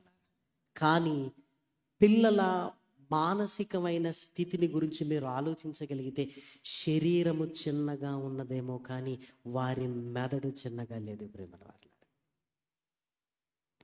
వారి మెదడును ఏమన్నారో తెలుసా? ఏమీ వ్రాయని నల్ల బల్ల వంటిది అన్నారు. అప్పుడు రాస్తే ఏమంటే హృదయములో చెరగనివిగా ఉంటాయి. ప్రేమన దేవుని పిల్లలు, వాళ్ళ మానసిక స్థితిని, వాళ్ళ మైండ్ను ఆలోచించగలిగితే ప్రేమన వారలారా, ఏమండి పిల్లల మెదడు ప్రతిరోజు 1,00,000 వీడియోలను కవర్ చేసి అంత మెమరీ కలిగిన మెదడండి వాళ్ళది. ఏమీ లేదు కదా, ఫుల్ మెమరీ ఖాళీ. పెద్దవాళ్ళుగా మనం మర్చిపోతుంటాం ఎన్నో వ్యాపకాలను కలిగి. అసలు పిల్లలకు ఇంకా ఏమీ వారి హృదయంలో లేదు, ఏమీ వారి హృదయం లేదు. ఏది చెప్పినా వినగలిగే స్థితి ఉంటుంది, దాన్ని హృదయములో భద్రపరుచుకునే స్థితి ఉంటుంది. మనం ఏమనుకుంటామంటే చిన్నోడు కదా, చిన్నోడు కదా, చిన్నోడు కదా అని దేవుని వాక్యం వాడికి అర్థము కాదేమో అనుకుంటాం. అది తల్లిదండ్రులుగా మనం మొదటగా చేస్తున్న తప్పు ప్రేమను వారులారా. దేవుడు సమూయేలుతో మాట్లాడుతున్నాడు. సమూయేలు స్థితి ఏంటో తెలిసినప్పుడు బాలుడు. అర్థం అవుతుందని మాట్లాడుతున్నాడా, అర్థం కాదు అని మాట్లాడుతున్నాడా? మీరు ఆలోచించండి. బాలుడు సమూయేలు దేనిని గురించి మాట్లాడుతున్నాడో తెలుసా? దేవుడు ఇశ్రాయేలీల చరిత్ర గురించి, ఏలీ కుటుంబాన్ని గురించి మాట్లాడుతున్నాడు. ఇశ్రాయేలీలకు గింగురుమన్నట్లుగా ఇదిగో వారి మీదికి కీడు రప్పించబోతున్నాను అని ఎంత పెద్ద విషయాన్ని దేవుడు సమూయేలుతో మాట్లాడుతున్నాడో చూసారా? మనమే ఎప్పటికీ వాళ్ళు చిన్నవాళ్ళు వదిలేయండి పర్వాలేదులే అని అసలు దేవుని వాక్యాన్ని వింటున్నారా, మాట్లాడుతున్నారా, సండే స్కూల్కు వెళుతున్నారా, వెళ్ళట్లేదా, వాళ్ళ ప్రార్థన జీవితం ఎలా ఉంది, ప్రార్థన చేయగలుగుతున్నారా, చేయలేకపోతున్నారా, తడబడుతున్నారా, వాక్యాన్ని స్పష్టంగా చదువుతున్నారా, ఇవేవి గమనించం ప్రియమైన దేవుని పిల్లలారా. ఇవి చెప్పడానికి కూడా మనం ధైర్యం చెయ్యం. ఎందుకో తెలుసా? ఒరే బైబిల్ చదువుకోనగానే మన పిల్లలు కూడా మరి నువ్వు చదివారా అని అడుగుతారు. ఈ మాట వాడితో ఎందుకు అనిపించుకోవాలి? మనం వాడికి చెప్పం, వాడు మనల్ని అడగడంతే. అందరం టీవీ ముందు కూర్చుంటే ఎవరి గోల వాళ్ళది ప్రేమన వాళ్ళ కదా, ఎవరి ఛానల్స్ వాళ్ళవి ప్రేమన దేవుని పిల్లలారా కదా, ఎవరి ఛానల్స్ వాళ్ళవి. ఇంకా ఎవరి టైమింగ్ వాళ్ళది. ఒరే 10 నుంచి 12 గంటల వరకు నువ్వు చూడాలి, 2 నుంచి 3 గంటల వరకు నా టైం. తండ్రి వెళ్ళి ఒరే క్రికెట్ మ్యాచ్ వస్తే మాత్రం నాదేరా, ఇదేనా? క్రైస్తవ కుటుంబాలలో జరుగుతున్న స్థితిగతులు ప్రియమైన దేవుని పిల్లలారా. తండ్రులు ఏం మాట్లాడుతుంటారో తెలుసా? నాకు పిల్లలతో గడిపే టైం ఎక్కడదండి, రాత్రి 12 అవుతుందండి. ఇదేదో అచీవ్మెంట్లుగా మాట్లాడుతుంటారండి. పిల్లలతో గడిపే సమయం నువ్వు చూసుకోనందుకు సిగ్గుపడవలసిన సంగతి అది. వారు సిగ్గుపడవలసిన సంగతులు ఎందు ఏంటట? అతిశయపడుతున్నారట. ఏమండి, నేను లేవక మునిపే పిల్లలు వెళ్ళిపోతారండి, వాళ్ళు పడుకున్న తర్వాత నేను వస్తానండి. సిగ్గుపడు ఆ మాట చెప్పడానికి. ఇదేంటి అసలు? పైగా ఎలా కవర్ చేసుకుంటామో తెలుసా? ఇంత కష్టపడేది వాళ్ళ కోసమే కదా, వాళ్ళకే సమయం ఇవ్వనప్పుడు వాళ్ళ కోసం నువ్వు ఎన్ని చేసినా ఏమండి వాళ్ళ జీవితాలు వర్ధిల్లవు ప్రేమన దేవుని పిల్లలారా, వర్ధిల్లవు వారి జీవితాలు. ఒక తండ్రిగా, ఒక కుటుంబ యజమానుడిగా నువ్వు ఫెయిల్ అయిపోయావు. ఇదిగో నీ ఆఫీసులో నువ్వు సక్సెస్ అవ్వచ్చు, కానీ ఒక తండ్రిగా నువ్వు ఫెయిల్ అవుతున్నావు. నువ్వు సంపాదనలో సక్సెస్ కావచ్చు, కానీ నీ పిల్లల దగ్గర నువ్వు ఫెయిల్ అవుతున్నావు. వారి యవన కాలంలోనికి వచ్చిన తర్వాత నీ మాట వినే స్థితి వారికి ఉండదు ప్రేమన వారలారా. ఒక యవనస్తుడు చెప్తున్నాడు నాతో, మా నాన్నను 3 సార్లు నేను ఎదురుగా ఉన్నప్పుడు నాన్నని పిలిచి నేను మాట్లాడాను అంటున్నాడు. చాలా ఆశ్చర్యం కలిగింది ప్రేమన వారలారా. నీ కన్న తండ్రిని 3 సార్లు ఎదురుగా ఉండి నువ్వు మాట్లాడావా? నీ వయసు ఎంత? ఆయన ఎక్కడున్నాడు? చనిపోయాడంటే ఏం చెప్తున్నాడో తెలుసా? నేను పుట్టగానే విదేశాలకు వెళ్ళిపోయాడు మా నాన్న. 10 సంవత్సరాల తర్వాత ఒకసారి వచ్చాడు, నాన్నను మాట్లాడాను, మళ్ళీ వెళ్ళాడు, మళ్ళీ 5 ఏళ్ల తర్వాత మరలా వచ్చాడు, మరలా వెళ్ళిపోయాడు. ఇదిగో ఇప్పటికీ మా నాన్నకు ఎదురుగా నేను మాట్లాడింది 3 సార్లు. వాడికి అప్పటికే 17-18 సంవత్సరాలు గడిచిపోయింది.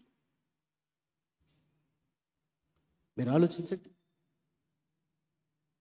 ఒకే కుటుంబంలో ఉండి దూర దూరంగా బ్రతుకుతున్నామని మనకు అనిపించటం లేదా?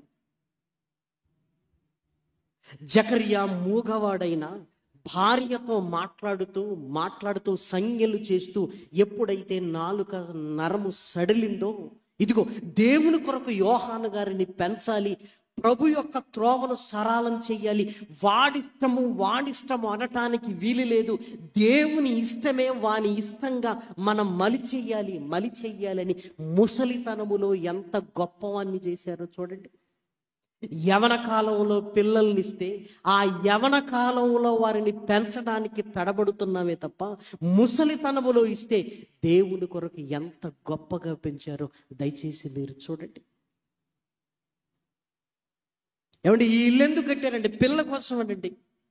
ఈ స్థలాలు ఎందుకు? పిల్లల కోసమేనండి. అన్ని పిల్లల కోసం అంటావు, మరి నీ పిల్లల కొరకు నువ్వు సమయం ఇచ్చావా? మీరు ఆలోచించండి. చిన్నగా ఉన్నప్పుడే బాలుడు నడవవలసిన త్రోవను వానికి నేర్పుము. పిల్లలు చిన్నగా నీ కళ్ళ ముందు కదులుతున్నారు అంటే వాడు నేర్చుకోవలసిన స్థితి, నువ్వు నేర్పించవలసిన స్థితి. ప్రియమైన వారలారా, ఆలస్యం చేశాడా కళ్ళ ముందు ఎదుగుతాడు. కళ్ళ ముందు ఎదిగిన తర్వాత చెయ్యెత్తలేవు, గట్టిగా మందలించలేవు, అసలు ఏం మాట్లాడాలో అర్థం కాదు. వాళ్ళ కౌంటర్లకు మనం నిశ్చేష్టులం అయిపోతుంటాం. ప్రియమైన దేవుని పిల్లలారా, అప్పటికే సమయం దాటిపోయిందని మనకు అర్థమవుతుంటది. ప్రియమైన వారలారా, బాధపడటం తప్ప ఏం చేయగలం? మనం మౌనంగా ఉండేసరికి బాల్యము నుండే దుష్టుడు వారి హృదయాలను చెరిపేస్తున్నాడు. ప్రియమైన దేవుని పిల్లలారా, బాల్యము నుండే సోషల్ మీడియా ద్వారా, లోకంలో జరుగుతున్న సంఘటనల ద్వారా, స్కూల్లో జరుగుతున్న సంఘటనల ప్రభావం, టీవీల ముందు గంటల తరబడి కూర్చొని స్నేహితులతో మాట్లాడుకుంటూ విందులు వినోదాలని ఆనందపడటానికి అలవాటు పడి ఎక్కడికి వెళుతున్నారో తెలియదు. పిక్నిక్లని, ఫంక్షన్స్ అని, వాళ్ళ స్నేహితుల మ్యారేజెస్ అని వెళుతుంటారు. ఈ విందుల్లో ఏం జరుగుతుందో తెలుసా? ఒకరికున్న చెడు అలవాట్లు ఇంకొకరికి వచ్చేస్తుంటాయి. ప్రియమైన దేవుని పిల్లలారా, అంతే. ఆ అలవాట్ల బారిన పడ్డాడా, మనకు తెలిసే సమయానికి వాడు కూరుకొని పోయి ఉంటాడు. ప్రియమైన దేవుని పిల్లలారా, కూరుకొని పోయి ఉంటాడు. ఏమండి, మన పిల్లల భవిష్యత్తును మనమే చేజేతులారా నాశనం చేసుకుంటున్నామేమో కదా. ఒక భార్యగా, ఒక తల్లిగా ఇంటి మీద ఉన్న జాగ్రత్త ఇంట్లో ఉన్న పిల్లల మీద ఉండదు కదా. వండి పడేసాం, వాళ్ళే తింటారు. వండేసాం కదా, ఇంకేం చేయాలి? మీరు ఆలోచించండి. 9 నెలలు మోసి పిల్లలు కలిగిన తర్వాత బరువు అనుకుంటారేమో. ఏమండి, పిల్లలు ఎదిగిన తర్వాత రిలాక్స్ అయిపోదాం అనుకుంటారేమో. వండి పడేస్తే వాళ్ళు తింటారుగా, ఇంకేంటి, వాళ్ళు ఎదిగారు, వాళ్ళ గురించి వాళ్ళు ఆలోచించుకుంటారు అని స్వేచ్ఛనిస్తుంటారు. ప్రియమైన దేవుని పిల్లలారా, స్వేచ్ఛ. పిల్లల పెంపకంలో కూడా భార్యాభర్తలకు ఒక లక్ష్యం కనిపించదు. ఇదిగో తండ్రి సపోర్ట్ చేస్తుంటాడు, తల్లి వద్దంటుంటది. అంటే ప్రతిసారి వాడు ఏం చేస్తుంటాడో తెలుసా? మా అమ్మ చెబితే వినదు, మా నాన్న నాకు అన్ని చేస్తాడని వాడు కూడా వేరువేరుగా చూస్తుంటాడు. మా నాన్న మంచోడనగానే పొంగిపోతుంటాడు. అమ్మ మంచిది కాదు అన్న ఆలోచనలోనికి వాడు వెళ్ళిపోతుంటాడు. ప్రియమైన దేవుని పిల్లలారా, చూసారా? అందుకే పిల్లలు మన కళ్ళ ముందే పాడైపోతున్నారు. ప్రియమైన వారలారా, పాడైపోయిన తర్వాత కళ్ళల్లో ఎన్ని నీళ్లు పెట్టుకున్నా వాళ్ళు మారుతారా? దయచేసి మీరు ఆలోచించండి. ప్రభు యొక్క త్రోవను సరళము చేయటానికి నువ్వు వచ్చావు నాయన. నువ్వు ప్రభు కంటే గొప్పవాడివి కాదు. ఆయన రాగానే నువ్వు తగ్గాలి. నీ పాత్రిది, నువ్వు చేయవలసిన పనులు ఇవి అని యోహాను గారికి కంటత వాక్యములుగా, ఇదిగో కంఠభూషణముగా ఈ మాటలు నేర్పిస్తూ పెంచారు. ఎదిగేసరికి ఇదిగో ఒంటె రోమములు గల వస్త్రములు, మొల చుట్టూ తోలు దట్టియు, అడవి తేనె మిడతలు సమాజానికి దూరంగా ఉన్నారు. ఆ సేవని ఇష్టపడుతూ ఇదిగో ప్రభు యొక్క త్రోవను ఎలా సరళము చేస్తున్నాడో దయచేసి మీరు చూడండి. లూకా గారు రాసిన సువార్త 3వ అధ్యాయము లూకా గారు రాసిన సువార్త 3వ అధ్యాయంలో వ్రాయబడిన మాట చూడండి, 10వ వచనము నుండి. అందుకు జనులు అలాగైతే మేమేమి చేయవలనని అతనిని అడుగగా అతడు 2 అంగీలు కలవాడు, 2 అంగీలు కలిగిన వాడు ఏమీ లేని వానికి ఇయ్యవలెను. ఇప్పుడు జాగ్రత్తగా మీరు ఆలోచించగలిగితే, ప్రతి పల్లము పూడ్చబడాలి. ప్రతి పల్లము. అప్పుడప్పుడు ప్యాచ్ వర్క్ రోడ్ల మీద చేస్తుంటారు. పల్లము అంటే గుంటలు పడినప్పుడు దాన్ని పూడ్చుతుంటారు. ప్రేమన వారలారా, యోహాను గారు ఏం చేస్తున్నారంటే, 2 అంగీలు కలిగిన వాడు లేని వాడికి ఇయ్యండి అంటే సమానం చేస్తున్నాడు. ప్రేమన దేవుని పిల్లలారా, నీకు 2 ఉన్నవి కదా, లేని వాడికి ఇవ్వండి. లేని వాడికి ఇచ్చేసరికి వీడు అతను సమానం అయిపోయారు. అంటే పల్లమును పూడుస్తున్నాడు, పల్లమును పూడుస్తున్నాడు. అదేవిధంగా 2వది చూడండి, ఆహారము కలిగిన వాడును అలాగే చేయవలను. ధనవంతులు పేదవారన్న తారతమ్యం ఉంది. అంటే ధనవంతులు కొండ లాంటి వారు, మెట్ట లాంటి వారు. ప్రేమన వారలారా, రోడ్లు కొత్తగా వేస్తున్నప్పుడు పెద్ద పెద్ద గుట్టలు వస్తుంటాయి. వాటిని ఏం చేయాలి? చదును చెయ్యాలి. రోడ్లు వేయాలి అంటే ధనవంతులు పేదవారన్న తారతమ్యం ఉంది.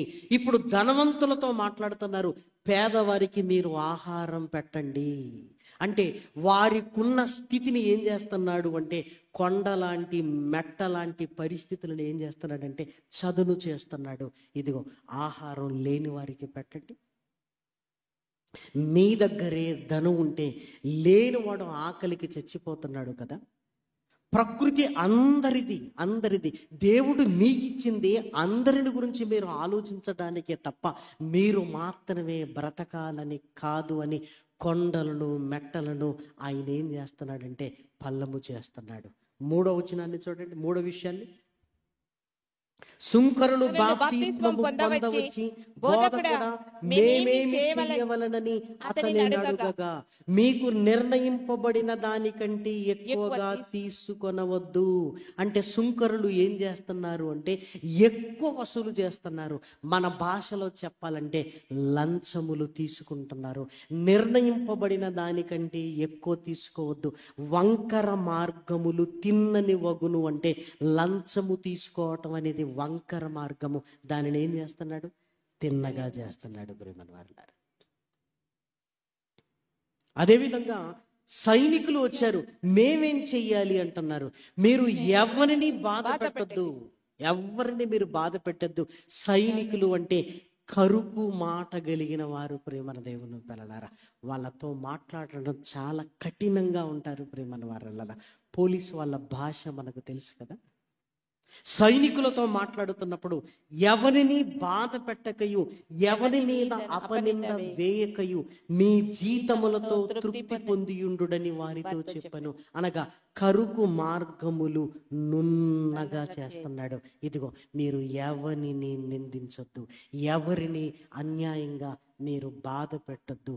ప్రభువుకు మార్గమును సరళము చేస్తున్నాడు. ప్రేమన దేవుని పిల్లలారా, ఇలా తన పని చేస్తుండగానే ప్రజలలో గొప్పవాడు అన్న ఆలోచనలోనికి వెళ్ళిపోయారు. ఒక మాటలో చెప్పాలంటే ఈయనే క్రీస్తేమో అనుకుంటున్నారు. ప్రేమన దేవుని పిల్లలారా, యోహాను గారిని ఈయనే క్రీస్తు కావచ్చు అనుకుంటున్నారు. ఏమండి, ప్రజలలో గొప్పవాడైనగా ఆలోచనలో ఉంటున్నప్పుడు సరే అంటే అనుకోనివ్వులే అనుకోవట్లేదు యోహాను గారు. క్లారిటీ ఇస్తున్నాడు చూడండి. 16వ వచనం, ప్రజలు కనిపెట్టుచు ఇతడు క్రీస్తై ఉండునేమో అని అందరూ యోహానుని గురించి తమ హృదయములలో ఆలోచించుకొనుచుండగా, యోహాను నేను నీళ్లలో మీకు బాప్తిస్మం ఇచ్చుచున్నాను, అయితే నాకంటే శక్తిమంతుడొకడు వచ్చుచున్నాడు, ఆయన చెప్పుల వారిని విప్పుటకు నేను పాత్రుడను కాను. తగ్గాలి అన్న ఆలోచన యోహాను గారికి తెలిసిపోయింది. ఆయన ముందు నేను ఎందుకు గొరగాని వాణ్ణి, ఆయన చెప్పులు విప్పుటకైనను నేను పాత్రుడను కాను అని యేసుక్రీస్తుని గురించి మాట్లాడుతూ ఆయనకు త్రోవను సరళము చేయడానికి వచ్చాను, కానీ ఆయన త్రోవకు అడ్డుగా ఉండటానికి నేను రాలేదు. అంటే ఎంత స్పష్టత ఉంది చూసారా తన జీవితం పట్ల. తన జీవితం పట్ల ఏం చెయ్యాలో తెలుసు, ఎక్కడ తగ్గాలో తెలుసు, ఎక్కడ రోషము కలిగి మాట్లాడాలో తెలుసు. యేసుక్రీస్తు తన దగ్గరకు రావటం చూసి ఇక నా పాత్ర ముగిసిపోయింది, దేవుని చిత్తాన్ని నేను నెరవేర్చాను అని లోకము నుంచి వెళ్ళిపోవడానికి సిద్ధపడ్డాడు. ప్రేమన వారలారా, బాప్తిస్మం ఇచ్చి యోహాను గారు ఈయన ఎంత గొప్పగా మారటానికి కారణం చిత్తము తల్లిదండ్రులు తెలుసుకున్నారు గనుక ఆ చిత్త ప్రకారంగా పెంచగలిగారు. ప్రేమన దేవుని పిల్లలారా, దయచేసి మీరు ఆలోచించండి. యేసుక్రీస్తు రాగానే అమ్మో నేను తగ్గాలి, నాకంటే గొప్పవాడు అని యేసుక్రీస్తుని గురించి ఎంత గొప్పగా మాట్లాడుతున్నాడంటే, ఆ మహనీయునికే త్రోవను సరళము చేయటానికి నేను పుట్టాను, ఆయన వచ్చాడు, ఇదిగో త్రోవను నేను సరళం చేశాను, మారు మనసు విషయాలను గురించి బోధిస్తూ నా పాత్ర ముగిసిపోయింది అని ఏమండి అక్కడి నుంచి యోహాను గారు నిష్క్రమించడానికి సిద్ధపడ్డాడు. ప్రేమన దేవుని పిల్లలారా, ముసలితనములో యోహాను గారిని ఎంత చక్కగా పెంచారో దయచేసి మీరు ఆలోచించండి.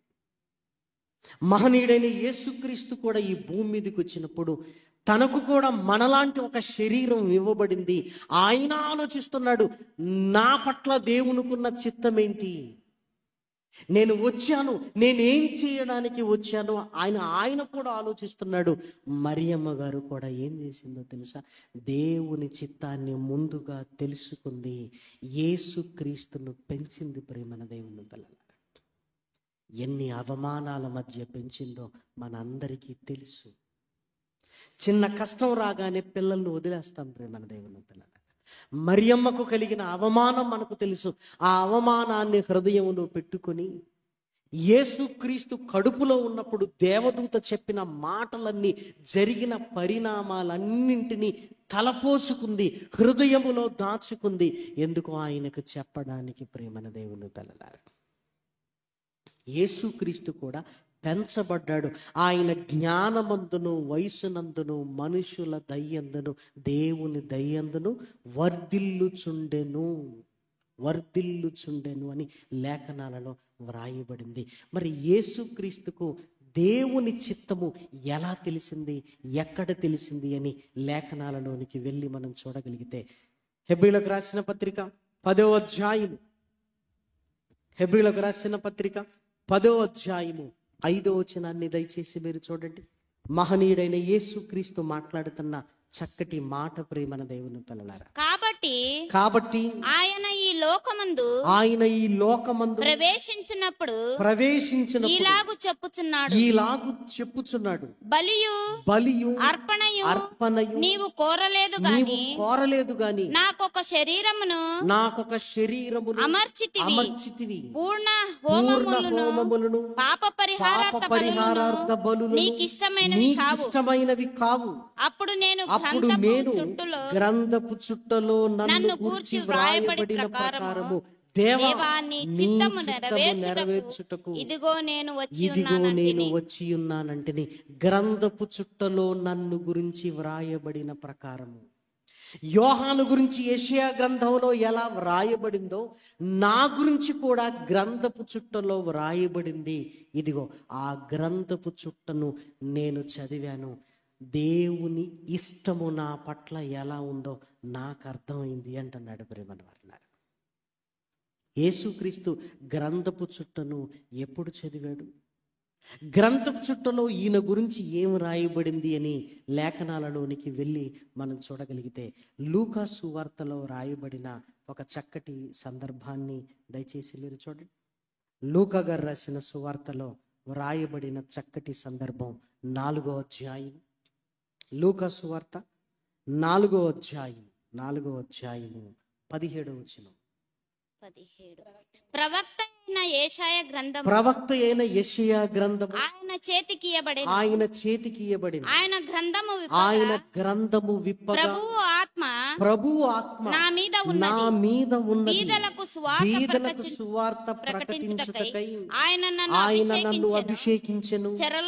చెరలో ఉన్న వారికి విడుదలను, గ్రుడ్డి వారికి చూపును కలుగునని ప్రకటించుటకును, నలిగిన వారిని విడిపించుటకును, ప్రభువు హితవత్సరము ప్రకటించుటకును ఆయన నన్ను పంపియున్నాడు అని రాయబడిన ఒక చోటు ఆయనకు దొరికెను. వెంటనే అంటున్నాడు, ఇది నా గురించి వ్రాయబడింది అన్నాడు. నేడు మీ వినికిడిలో ఇది నెరవేరింది అన్నాడు. అంటే యెషయా గ్రంథంలో ఇదిగో ఇది నా గురించే వ్రాయబడింది అని యేసుక్రీస్తు అర్థం చేసుకున్నాడు. ప్రేమల వారలారా, మనందరికీ తెలుసు యెషయా గ్రంథంలో యేసుక్రీస్తు శిలువ మరణాన్ని గురించి కూడా వ్రాయబడింది. మేము తెలియజేసిన సమాచారము ఎవడు నమ్మెను కదా. ఈ యెషయా గ్రంథంలో వ్రాయబడింది నా గురించి. నేను వదకు తేబడిన గొర్రె పిల్లలా మారిపోవాలి. యెషయా గ్రంథములో వ్రాయబడిన ప్రవచనాలన్నీ నా గురించే వ్రాయబడ్డాయి. అవి నెరవేర్చడానికే ఈ ఆకారాన్ని నాకిచ్చి ఆయుష్నిచ్చి ఈ భూమి మీదకి పంపాడన్న స్పష్టత యేసుక్రీస్తుకు ఉంది. లేఖనాలను బట్టి గ్రంథపు చుట్టలో నన్ను గురించి వ్రాయబడిన ప్రకారము అన్నాడు.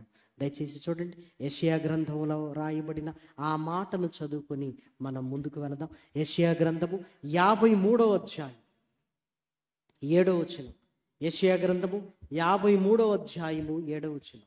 అతడు దౌర్జన్యము నొందెను, బాధింపబడినను అతడు నోరు తెరవలేదు. వదకు తేబడు గొర్రె పిల్లయు బొచ్చు కత్తిరించు వాని ఎదుట గొర్రెయు మౌనముగా ఉండునట్లు అతడు నోరు తెరవలేదు. అందుకే పిలాతు దగ్గర ఆయన మౌనముగా ఉన్నాడు. ఎందుకంటే లేఖనములో ఆయన నోరు తెరవలేదు అని రాయబడింది. ఇప్పుడు నేను మౌనంగా ఉండాలి. జక్కయ్య దగ్గరికి వెళ్ళాడు. జక్కయ్య, నశించిన దానిని వెతికి రక్షించుటకు మనిషి కుమారుడు వచ్చెనని వ్రాయబడి ఉన్నది నా గురించి. అందుకే నీ దగ్గరికి వచ్చాను.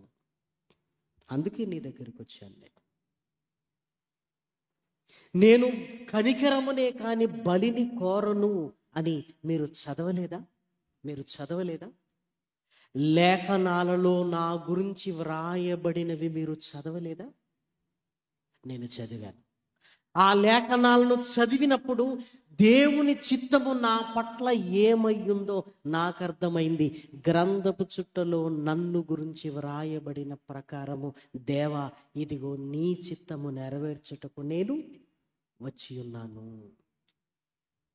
ఇప్పుడు మరలా హెబ్రీలకు రాసిన పత్రికలు చూడండి. హెబ్రీలకు రాసిన పత్రిక 10వ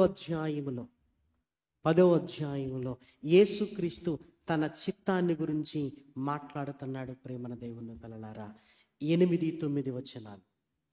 బలులు, అర్పణలు, పూర్ణ హోమములను, పాప పరిహారార్థ బలులను నీవు కోరలేదనియు అవి నీకిష్టమైనవి కావనియు పైన చెప్పిన తర్వాత ఆయన నీ చిత్తము నెరవేర్చుటకు ఇదిగో నేను వచ్చి ఉన్నానని చెప్పుచున్నాడు.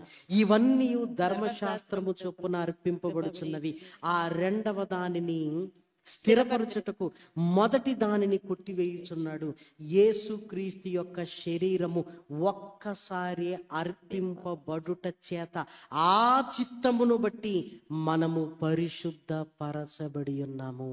అంటే సిలువలో ఆయన రక్తాన్నిచ్చి మనల్నందరినీ పరిశుద్ధులుగా తీర్చాలన్నది దేవుని చిత్తం యేసుక్రీస్తు పట్ల. ఆ చిత్తమును బట్టి, అందుకే గెత్సెమనే తోటలో ఆయన మాట్లాడిన మాట ప్రార్థనలో మనందరికీ తెలుసు, దేవా నా ఇష్టము కాదు నీ చిత్తమే సిద్ధించునుగాక అని సిలువ మరణానికి వెళ్ళిపోయాడు. యేసుక్రీస్తుకు ఎందుకు ఇంత ఖచ్చితంగా ఆయన బ్రతికాడంటే ఆయనకు తెలుసు ఏం చెయ్యాలో. ఆయనకు తెలుసు. ఎలా తెలుసు? గ్రంథపు చుట్టలో వ్రాయబడింది గనుక. యోహాను గారికి తెలుసు. ఎలా తెలుసు? గ్రంథపు చుట్టలో వ్రాయబడింది గనుక. సొలొమోను గారికి తెలుసు, నేను మందిరము కట్టాలి అని. ఎలా? ఇదిగో గ్రంథపు చుట్టలో వ్రాయబడింది గనుక. ప్రియమైన వారలారా, గ్రంథపు చుట్టలో. మరి నీ గురించి, నా గురించి గ్రంథపు చుట్టలో ఏమి రాయబడిందో తెలియకపోవటం వలన దేవుని ఇష్టాన్ని పక్కకును పెట్టి నా ఇష్టం అని బ్రతకడానికి అలవాటు పడ్డాం. ప్రేమన వారలారా,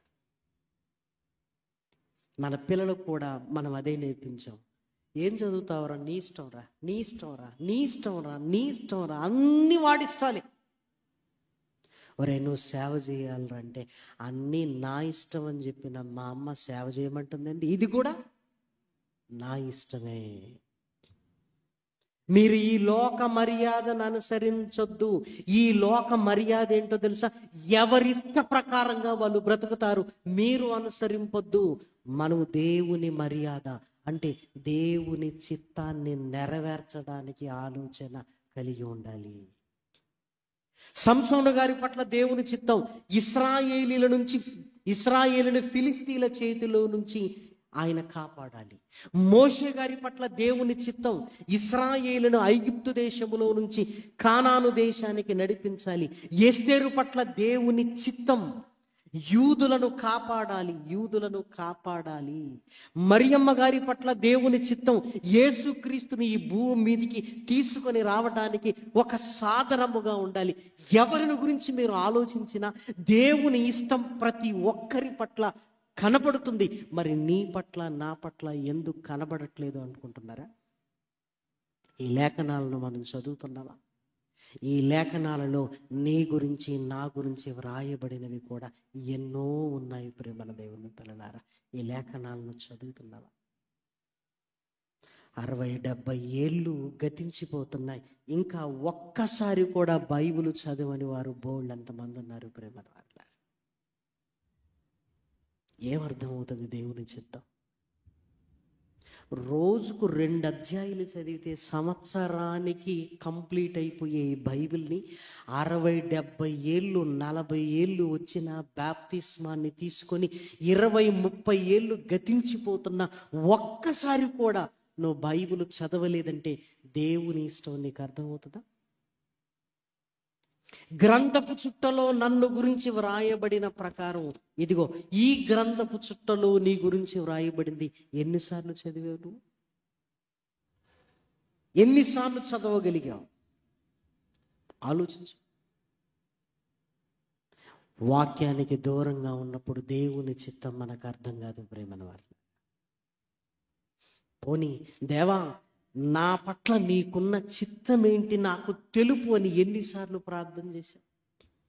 మన అవసరాలు అడగటం తప్ప నేనెందుకు పుట్టాను అన్న క్లారిటీ తెలుసుకునే ప్రయత్నం ఏమైనా చేశామా?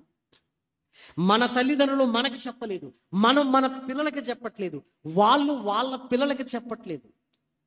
ఇంతేనా?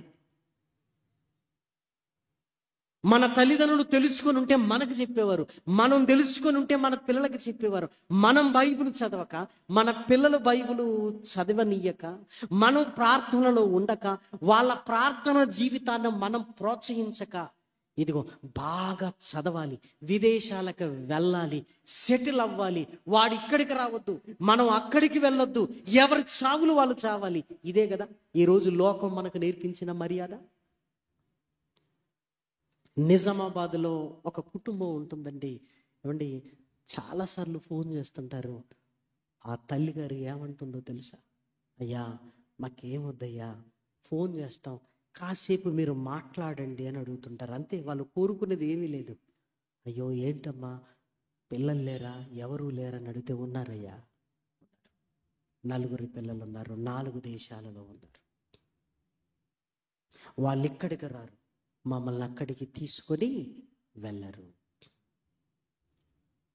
అసలు వాళ్ళని ఎందుకు చదివించాను అని ఇప్పటికీ బాధపడుతుంటానయ్యా నేను. నా పిల్లలతో మాట్లాడుకునే స్థితి నాకు లేదు. ఇదిగో వాళ్ళు విదేశాలకు వెళ్ళి డబ్బు మనుషులైపోయారు. వాళ్ళకు ప్రేమలు తెలియదు. వాళ్ళకు ప్రేమలు తెలియదు. ఒక తల్లి ముసలితనంలో ఇక్కడ ఉంది అన్న సంగతి వారికి తెలియదు. పైగా ఏమంటారో తెలుసా? ఇక్కడ ఎవరి బ్రతుకులు వాళ్ళే బ్రతుకుతారమ్మా, ఒకరి మీద ఒకరు ఆధారపడరు. ఏమండి, ఆ తల్లి పిల్లలు మాట్లాడటం లేదన్న వేదనతో ఉన్నది. ప్రేమన దేవుని పిల్లలారా, చూసారా? విదేశాలకు వెళ్ళాలి వెళ్ళాలి వెళ్ళాలి, చదువులు చదువులు చదువులు చదువులు. ఇదేనా? పుస్తకాలు చదువుతున్నారు గనకనే లక్ష్యాలు అక్కడివి ఏర్పడ్డాయి. ఇదిగో ఈ గ్రంథాన్ని చదివితే నీ గురించి నా గురించి ఎన్ని మాటలు రాయబడ్డాయి ప్రేమన వారలారా. ఒక యోహాను గురించే కాదు, ఒక సొలొమోను గారి గురించే కాదు, ఒక మోషే గారి గురించి కాదు, ఒక సంసోను గారి గురించి మాత్రమే కాదు, యేసు క్రీస్తుని గురించి మాత్రమే కాదు, నీ గురించి నా గురించి, నువ్వు పుట్టక మునుపు నేను పుట్టక మునుపు ఇదిగో నన్ను ఎందుకు పుట్టించాడో ఆ చిత్తాన్ని ఇందులో పెట్టి మనకు తెలిసిన భాషలో అనువదింపజేసి మన కళ్ళ ముందుకు తీసుకుని వచ్చాడు. ప్రేమన దేవుని పిల్లలారా, మనం చదవట్లేదు గనక ఆయన చిత్తాన్ని గ్రహించలేకపోతున్నాం. ఆయన చిత్తం మనకు తెలియదు గనక మన ఇష్టానుసారంగా బ్రతుకుతూ మన లక్ష్యాలకు దేవుని సహాయం అడుగుతుంటాం. నాయనా, ఇదిగో ఇది చేయాలనుకుంటున్నాను, నీ సహాయం ఇవ్వు. ఎందుకోసం పుట్టావు? దేవుణ్ణి ఏం అడుగుతున్నా? పోనీ దేవుడు నీతో మాట్లాడుతున్నాడని గ్రహించగలుగుతున్నావా?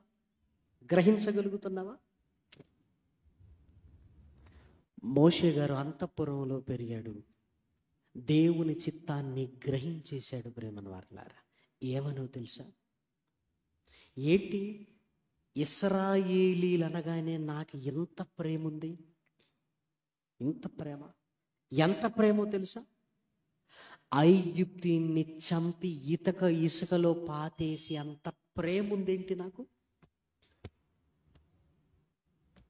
అప్పుడే అర్థం చేసుకున్నాడు, నా ద్వారా ఇశ్రాయేలీలకు దేవుడు రక్షణ కలగజేయబోతున్నాడు, నన్ను ఇందుకే పుట్టించి ఇక్కడ పెంచుతున్నాడు అని. దేవుడు సేవకుల ద్వారా, పరిస్థితుల ద్వారా నీతో మాట్లాడడానికి ప్రయత్నం చేస్తుంటాడు. ఎందుకు? లేఖనాల దగ్గరికి మనం రావట్లేదు కదా, ఆ లేఖనాలనే నీ దగ్గరికి తీసుకుని వస్తున్నాడు. ప్రేమన దేవుని పిల్లలారా, కనీసం ఈ మాటలు వినైనా నా చిత్తాన్ని నా కుమారుడు అర్థం చేసుకుంటాడు అని మోషే గారికి ఆ పరిస్థితి వచ్చింది. అసలు నేనెందుకు ఐగుప్తుని చంపేశాను? అసలు చంపాలన్న ఆలోచన నాకు లేదే, కానీ ఇశ్రాయేలీల మీద నాకెందుకు ఇంత ప్రేమ ఉంది అంటే, ఈ ఐగుప్తీయుల నుంచి ఇశ్రాయేలును కాపాడటానికి దేవుడు నన్ను పుట్టించాడు. ఒక క్లారిటీ వచ్చేసిందండి ఆయనకి. ఏమండి, ఎదిగి 20 ఏళ్ళు 30 ఏళ్ళు అవుతుంది కదా, ఇంకా దేవుడు నీతో మాట్లాడుతున్న దాన్ని గుర్తించలేని గుడ్డితనంతో ఏమైనా ఉన్నావా? ఆలోచించి రాత్రి, నువ్వు స్త్రీవైనా నువ్వు పురుషుడివైనా దేవుని ఇష్టాన్ని నెరవేర్చడానికి భూమి మీదకి వచ్చావు. కనీసం నీ ఇష్టాన్ని నువ్వు తెలుసుకుంటే నీ పిల్లల పట్ల దేవునికున్న ఇష్టాన్ని తెలుసుకోగలుగుతావు. వారిని చిన్ననాటి నుంచి ఆయన కొరకు పెంచడానికి ప్రయత్నం చేస్తున్నాం. ఎదిగిన తర్వాత పిల్లలు ఆనందాన్ని ఇస్తారు. ప్రేమన దేవుని పిల్లలారా, ఇప్పుడు వదిలేసావా? ఏదో పెరుగుతున్నారులే అని గాలికి వదిలేసినట్టుగా పిల్లల్ని వదిలేసావా? దుష్టుడు మాత్రం వదిలిపెట్టాడు. ప్రేమన వారలారా, బాల్యము నుండి వారి హృదయాలను చెరిపేస్తున్నాడు. తరువాత వాడు రోజు ఏడిపిస్తాడు మనల్ని. ఒక్కరోజు కాదు ప్రేమన వారలారా, రోజు. చివరికి బ్రతుకు మీద విరక్తి కలిగే స్థితిలోనికి తీసుకుని వెళతాడు. వద్దు ప్రేమన వారలారా, ఆ స్థితిలోనికి మనం వెళ్ళొద్దు. ప్రేమన దేవుని పిల్లలారా, దేవుని చిత్తాన్ని వారిని గ్రహించేటట్లుగా వారిని ప్రోత్సహించాలి. ఒరేయ్, ప్రమాదములో నుంచి నువ్వు కాపాడబడ్డావు. ఆలోచించు. ఆ రోజే నువ్వు చనిపోయి ఉంటే ఈరోజు నీ ఉనికి ఇక్కడ ఉండేది కాదు. దేవుడు ఎందుకో కాపాడాడు అనిపిస్తుందరా? నువ్వు ఆలోచించు. దేవుడి చిత్తాన్ని వారు తెలుసుకునేటట్లుగా వారిని ప్రోత్సహిస్తుండాలి. ప్రేమన దేవుడి పిల్లల, మన జీవితంలో ఉంటున్న మన అనుభవాలన్నీ వారికి చెప్పుతుండాలి. ఒరే, నా జీవితంలో ఈ తప్పుడు నిర్ణయం తీసుకున్నాను, చాలా కష్టాన్ని అనుభవించాను. నీ జీవితంలో ఆ తప్పుడు నిర్ణయం తీసుకోకూడదు. నా జీవితంలో ఈ నిర్ణయం తీసుకున్నాను, ఇదిగో నేను చాలా ఆనందపడ్డాను, ఆ నిర్ణయం నిజంగా దేవుణ్ణి అడిగాను, దేవుడు నాకు తెలియజేశాడ్రా. ప్రతి విషయంలో దేవుని మీద ఆధారపడాలి అని పిల్లలను మన జీవితంలో జరిగినవన్నీ వారికి నెమ్మదిగా వారికి నేర్పించటం ప్రారంభించాలి. ప్రేమన వారలారా, ఎందుకంటే తల్లిదండ్రులుగా నీ అనుభవాలు వాళ్ళకు చాలా అవసరం. ప్రేమన దేవుని పిల్లలారా, చాలా అవసరం. ఎందుకంటే నీ పిల్లలకు నీ మనస్తత్వమే ఉంటుంది దగ్గరగా. నీ అనుభవాలు వాళ్ళకు చాలా ఉపయోగకరంగా ఉంటాయి. పిల్లలతో ఎంతవరకు మనం మాట్లాడుతున్నాం చెప్పండి, ఆలోచించండి. ఏ బంధమైనా ముందుకు వెళ్ళాలి అంటే ప్రేమన వారలారా, కుటుంబానికి ఏమంటే 5 ముఖ్యమైన ప్రేమన వారలారా. మొదటిది ట్రస్ట్. నీ పిల్లల్ని నమ్ము. వీడు పాడైపోతాడండి, వీడు మాట వినడండి, వీడు ఇంతేనండి, మారడండి, వద్దు. నమ్ము నీ పిల్లల్ని. తల్లిగా తండ్రిగా నువ్వు నమ్మకపోతే వారిని నమ్మేవారు ఎవరు లేదు. ట్రస్ట్. నీ పిల్లల్ని నమ్ము ఫస్ట్. నీ పిల్లల్ని నువ్వు నమ్మాలి. బైబిల్ భాషలో చెప్పాలి అంటే విశ్వసించు. ఎందుకంటే దేవునిని బట్టి నమ్ముతున్నాము. ఆ నమ్మకం ప్రతి తల్లిదండ్రికి ఉండాలి. ప్రేమన దేవుని పిల్లలారా, నీ కుటుంబానికి నువ్వు ఇవ్వాల్సింది టైం, సమయం. ఒకరోజు లీవ్ పెట్టు, వెళ్ళు. ఒరే, ఈరోజు మీతో గడపడానికేరా నేను ఇంట్లో ఉంది, రండి కూర్చోండి. ఏం జరిగిందో మాట్లాడు. నీ జీవితంలో నీ పెంపకం, మీ నాన్న, మీ తల్లిదండ్రులు ఎంత కష్టపడ్డారు, నువ్వెంత కష్టపడుతున్నావు, వాళ్ళతో మాట్లాడు. తల్లిదండ్రులు అంటే గౌరవం పెరుగుతుంది. ప్రేమన వారలారా, నీ కష్టాలను కన్నీళ్లను గురించి వారితో మాట్లాడితే, ఏమండి, మన కష్టాలు వాళ్ళతో చెప్పొద్దంటే వాడు కష్టాల పాలవుతాడు. ప్రేమన వారలారా, వాళ్ళకి టైం ఇవ్వాలి. టైం ఇవ్వటం అంటే ఏదో ఇంట్లో ఉండటం కాదు. ప్రేమన వారలారా, వాళ్ళతో మాట్లాడాలి. వాళ్ళతో మాట్లాడు. అనేకమైన విషయాలు చర్చలోనికి రావాలి. కుటుంబ పరిస్థితుల గురించి చెప్పాలి. ఒరే, నాకు ఈరోజు ఇలా అనిపించిందిరా అని నువ్వు మాట్లాడుతున్నప్పుడు నీ పిల్లలు కూడా నీతో మాట్లాడటానికి ఇష్టపడతారు. మా అమ్మ నాతో మాట్లాడుతుంది, నేను మా అమ్మతో మాట్లాడాలి. మా అమ్మ మా నాన్న నాతో మాట్లాడరు, నేను స్నేహితులతో మాట్లాడతాను. స్నేహితుల దగ్గరికి ఎందుకు వెళతారంటే ఇంట్లో అవకాశం లేకపోయేసరికి మరొకరు వైపుకు వెళతారు. ప్రేమన దేవుని పిల్లలారా, ఇంట్లో అవకాశం ఉంటే స్నేహితులతో గడపడానికి కూడా పిల్లలు ఇష్టపడరు. ప్రేమన దేవుని పిల్లలారా, టైం ఇవ్వాలి, వారితో మాట్లాడాలి. ప్రేమన దేవుని పిల్లలారా, టైం ఇవ్వాలి, వారితో మాట్లాడాలి. ప్రేమన దేవుని పిల్లలారా, అంతేకాదు టచ్. ఏమండి, నీ స్పర్శ నీ పిల్లలకు అవసరం. ప్రేమన దేవుని పిల్లలారా కదా, నీ స్పర్శ నీ పిల్లలకు చాలా అవసరం. ప్రేమన దేవుని పిల్లలారా, ఏమంటే చిన్నగా ఉన్నప్పుడు ఏడుస్తున్నప్పుడు తల్లి ఏం చేస్తా తెలుసా? వెళ్ళి చెయ్యగానే మా అమ్మ స్పర్శ, వాడు ఏడు పాటేస్తాడు. ఆశ్చర్యపోతాం మనం. పిల్లల్ని ఎప్పుడు కూడా మంచి చెడు అన్నప్పుడు వారిని దగ్గరికి తీసుకొని, అరే నేనున్నాను రా, నీ స్పర్శ వాళ్ళకు అవసరం. నేనున్నాను కదా బిడ్డ నీకు. వాళ్ళని నా దగ్గరికి తీసుకో. వాళ్ళు ఏడుస్తున్నప్పుడు దగ్గరికి తీసుకో, నీ గుండెలకు హత్తుకో.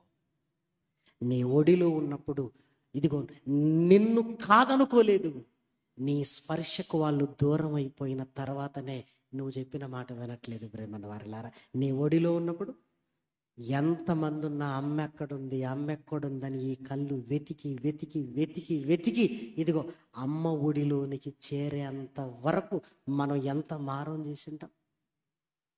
మీరు ఆలోచించండి. స్పర్శ కావాలి. ప్రేమన దేవుని పిల్లలారా, ఒరే నేనున్నాను. వాళ్ళు చిన్నగా ఏదైనా సాధిస్తే అభినందించు, వాళ్ళ భుజం తట్టు. Very good. వాళ్ళు దుఃఖంలో ఉంటున్నప్పుడు వారిని గుండెలు హత్తుకో, ఏం కాదు నేనున్నాను, ఏం కాదు నేనున్నాను, నేనున్నాను, నేనున్నాను, నేనున్నాను. ఒక తల్లిదండ్రులుగా నువ్వు భరోసాగా పిల్లలకు ఉండాలి ప్రేమన వారలారా. టైం ఇవ్వాలి, వారితో మాట్లాడాలి, వారితో మాట్లాడాలి ప్రేమన దేవుని పిల్లలారా. వారిని నమ్మాలి, వారిని నమ్మాలి. అంతేకాదు, ఇదిగో వారిని టచ్లో ఉండాలి, నువ్వు టచ్లో ఉండాలి. ఒక బాబు గబగబా లోపలికి వెళ్ళాడు. లోపలికి వెళ్ళి వాళ్ళ నాన్నతో మాట్లాడే సమయానికి వాళ్ళ నాన్న ఫోటోలో ఉన్నాడు ప్రేమన వారు. నాన్న నేను డాక్టర్ని అయ్యానని ఫోటోలతో మాట్లాడుతున్నాడు. వాళ్ళమ్మ చెప్తుంది, అయ్యా మత్తు పదార్థాలకు అలవాటు పడి పిల్లలు కలిగిన తర్వాత పిల్లల ప్రయోజకత్వాన్ని చూడకుండానే ఏమైపోయాడు, చనిపోయాడయ్యా. ఇదిగో ఆ తండ్రి స్పర్శ వాడికి తెలియదు ప్రేమన దేవుని పిల్లలారా, తెలియదు. ఎంత ఆరాట పడుతుంటాడో తెలుసా. మా నాన్నతో నేను మాట్లాడాలి, నాన్నే లేడు. కానీ ఉన్న మనం ఏం చేస్తున్నాం? దయచేసి మీరు ఆలోచించండి. మన పిల్లలతో మన బంధం నువ్వు మాట్లాడు, నువ్వు సమయాన్ని ఇవ్వు, నువ్వు నమ్ము వాళ్ళను. ఇదిగో టచ్, నీ స్పర్శ వాళ్ళకు ఉండాలి. నేనున్నాను, భరోసా. పిల్లల ప్రయోజకత్వం మనకు చాలా ఆనందాన్ని ఇస్తుంది. యేసుక్రీస్తును చూసి ఒక తల్లి అంటుంది, ఇదిగో నీకు పాలిచ్చిన స్తనములు, నిన్ను మోసిన గర్భము ధన్యురాలు అంటుంది. అంటే మన పిల్లలను చూసి నిజంగా లోకము నిన్ను నన్ను హర్షిస్తుంది. అది నిజమైన ఆనందం ప్రేమన దేవుని పిల్లలారా. కాబట్టి ప్రేమన దేవుని పిల్లలారా, ఈ చదువుల పరుగుల్లో పడి పిల్లలు ఆత్మీయంగా దూరం అవుతున్నారో నువ్వు గమనించాలి. ప్రార్థన చేసుకున్నాడా, బైబిల్ చదివాడా, ఆరాధనకు వెళుతున్నాడా, దేవుని గురించి మాట్లాడుతున్నాడా, వాడి కష్టాన్ని చెప్పుకుంటున్నాడా, వాడి కన్నీళ్లను మాట్లాడుకుంటున్నాడా, వాడి ఆనందాన్ని మాట్లాడుకుంటున్నాడా? ఏమండి, పిల్లల ప్రవర్తనను తల్లిదండ్రులు దగ్గరగా చూస్తూ అబ్జర్వ్ చేస్తూ వాళ్లకు నువ్వు దగ్గరగా వెళితే నీకు దగ్గర అవుతారు. వారి నీకు దగ్గర అయ్యారంటే దుష్టుల నుంచి కాపాడుకోనగలిగే స్థితి తల్లిదండ్రులుగా మనకొస్తుంది ప్రేమను వారలారా. యోహాను గారికి దుష్టుడు శోధించలేదనుకుంటున్నారా? ఎన్ని శోధనలు. అమ్మా ఈ వస్త్రాలే నేను ఎందుకు వేసుకోవాలి? ఎన్ని ప్రశ్నలంటే. అందరూ మంచి బట్టలు వేసుకుంటున్నారు కదా, ఈ ఒంటె రోమములు కలిగిందే నేను ఎందుకు వేసుకోవాలి? అందరూ మంచి భోజనం చేస్తున్నారు కదా, నేనెందుకు ఈ అడవి తేనె మెడతలు తినాలి? అందరూ గృహాలలో ఉంటున్నారు కదా, నేనెందుకు అరణ్యంలో ఉండాలి? లేఖనాలు నెరవేరాలి నీ పట్ల, లేఖనాలు నెరవేరాలి. చూసారా? ప్రతి ప్రశ్నకు సమాధానాన్ని చెప్పి ఆ చిత్తాన్ని నెరవేర్చగలిగే విధంగా యోహాను గారిని నిలబెట్టారు. యేసుక్రీస్తు లేఖనాలను చదివి ఇదిగో లేఖనాలలో రాయబడిన దేవుని చిత్తాన్ని నెరవేరుస్తూ ఆయన పిలాతు దగ్గర మౌనంగా ఉన్నాడు. ప్రేమల వారలారా, నీ నా రక్షణ కొరకు. ఏమంటే బొచ్చు కత్తిరించు అని ఎదుట గొర్రె మౌనంగా ఉంటుంది. ఎందుకు ఉంటుందో తెలుసా? గొర్రెలకు విపరీతంగా ఉన్ని పెరగటం వలన ఏం జరుగుతుందంటే బరువు పెరిగి నడవటం కష్టం అవుతుంది. ప్రేమల వారలారా, ఈ ఉన్ని పెరగటం వల్ల కళ్ళ మీదికి కూడా ఆ ఉన్ని రావటం వల్ల దారి కనిపించదు. క్రూర మృగాల నుంచి తప్పించుకునే అవకాశం ఉండదు. ఈ ఉన్ని విపరీతంగా పెరగటం వల్ల వెళుతున్నప్పుడు ఆ పొదలలో చిక్కుకొని చాలా ఇబ్బంది కలుగుతుంటది. అంటే ఇక చచ్చిపోవలసిన పరిస్థితులు దానికి కనబడుతుంటాయి. ప్రేమల వారలారా, అప్పుడు గొర్రెల కాపరులు ఏం చేస్తారంటే సంవత్సరానికి 1-2 సార్లు ఈ బొచ్చు కత్తిరించటం, ఉన్ని కత్తిరించడానికి గొర్రె పిల్లలందరినీ అన్నింటినీ దగ్గరికి తీసుకొస్తారు. అప్పుడు గొర్రె పిల్లలు చాలా రిలీఫ్గా ఉంటాయి. ఎందుకు? మా బరువు తగ్గిపోతుంది, దారి కనబడుతుంది, మేము చక్కగా నడవగలము, క్రూర మృగాల నుంచి కాపాడుకోగలము అని బొచ్చు కత్తిరించేటప్పుడు నాకు ఇది చాలా అవసరము గనక ఎలా ఉంటాయట గొర్రె పిల్లలు? మౌనంగా ఉంటాయి. మౌనంగా ఉంటాయండి, మౌనంగా. అది గొర్రెల కాపరికి అవసరమని కాదు, ఈ బొచ్చు కత్తిరించటం నాకు అవసరం. ఇప్పుడు నేనేమైనా ఇబ్బంది పెడితే ఏం చేస్తాడు కాపరి? కత్తిరించడు. కత్తిరించకపోతే నాకు ప్రాణాపాయం అని మౌనంగా ఉంటాయి ప్రేమని వాటిలో. ఏమండి, గొర్రె గనక మౌనంగా ఉంది తనకు అవసరమని. యేసుక్రీస్తు మనిషి కదా, ఆయన ఎందుకు మౌనంగా ఉన్నాడు ప్రేమని వారిలారా? ఆయన ఎందుకు మౌనంగా ఉన్నాడు? గొర్రె పిల్లకు అవసరము గనుక మౌనంగా ఉంది. కానీ ప్రాణము కలిగిన ఆకారములో ఉన్న ఆయన ఎలా ఉన్నాడట? బొచ్చు కత్తిరించు అని ఎదుట గొర్రె పిల్ల ఏ విధంగా మౌనంగా ఉందో, ఈయన ఎందుకు మౌనంగా నిలబడ్డాడు అంటే ప్రాణాలను కత్తిరించుకోవడానికి ప్రేమను వారు. చూసారా, ఆయన మౌనంగా ఉంటున్నాడు ప్రాణాలను కత్తిరించుకోవడానికి ప్రేమన దేవుని పిల్లలారా. ఎందుకు? దేవుని చిత్తము అనేకులు పరిశుద్ధులుగా తీర్చబడాలి, వారి పాపములో నుండి విమోచన పొందాలి. మనల్ని పరిశుద్ధులుగా తీర్చటమే దేవుని చిత్తము. నాకు శరీరాన్ని ఇచ్చింది, ఈ భూమి మీదికి నేను వచ్చింది నా పరిశుద్ధమైన రక్తాన్ని చిందించాలి అని ఆయన మౌనంగా ఉన్నాడు ప్రేమన దేవుని పిల్లలు కదా. హాస్పిటల్లో ట్రీట్మెంట్ మనకిస్తున్నప్పుడు మౌనంగా ఉండవు ప్రేమన వారులారా, అరుస్తుంటాం, కేకలు వేస్తుంటాం. ప్రాణాన్ని నిలబెట్టడానికి చేస్తున్న వైద్యానికి భయపడిపోయి కేకలు వేస్తుంటాం. ప్రాణం పోయే స్థితిలో ఉన్న యేసుక్రీస్తు మౌనంగా ఉన్నాడు ప్రేమన దేవుని పిల్లలారా, మౌనంగా. ఆ మౌనం వెనకాల ఇదిగో నీ రక్షణ, నా రక్షణ దాగి ఉన్నది ప్రేమన దేవుని పిల్లలారా. అరణ్యములో కేకలు వేస్తున్న యోహాను గారు గొప్పవాడు అనుకున్నప్పుడు, యోహాను చెప్పిన ఈ గొప్పవాడు ఎక్కడుండి కేక వేస్తున్నాడు తెలుసా? ఆకాశానికి భూమికి మధ్య శిలువ మీద వ్రేలాడుతూ ఆయన కేకలు వేస్తున్నాడు. ఏమని? తండ్రి, ఇదిగో నా ఆత్మను నీ చేతికి అప్పగించుచున్నాను, నా పని పూర్తయిపోయింది, నీ చిత్తాన్ని నేను నెరవేర్చాను అన్న సంతృప్తి ఆయన మాటలలో కనబడుతుంది ప్రేమన దేవుని పిల్లలారా. అంత విలువైన రక్షణను పొందుకున్న మనము దేవుని చిత్తాన్ని గ్రహించాలి ప్రేమన దేవుని పిల్లలారా. దేవుడు చాలాసార్లు నీ చిత్తాన్ని నువ్వు తెలుసుకునేటట్లుగా నీతో మాట్లాడటానికి ప్రయత్నం చేస్తూ ఉంటాడు.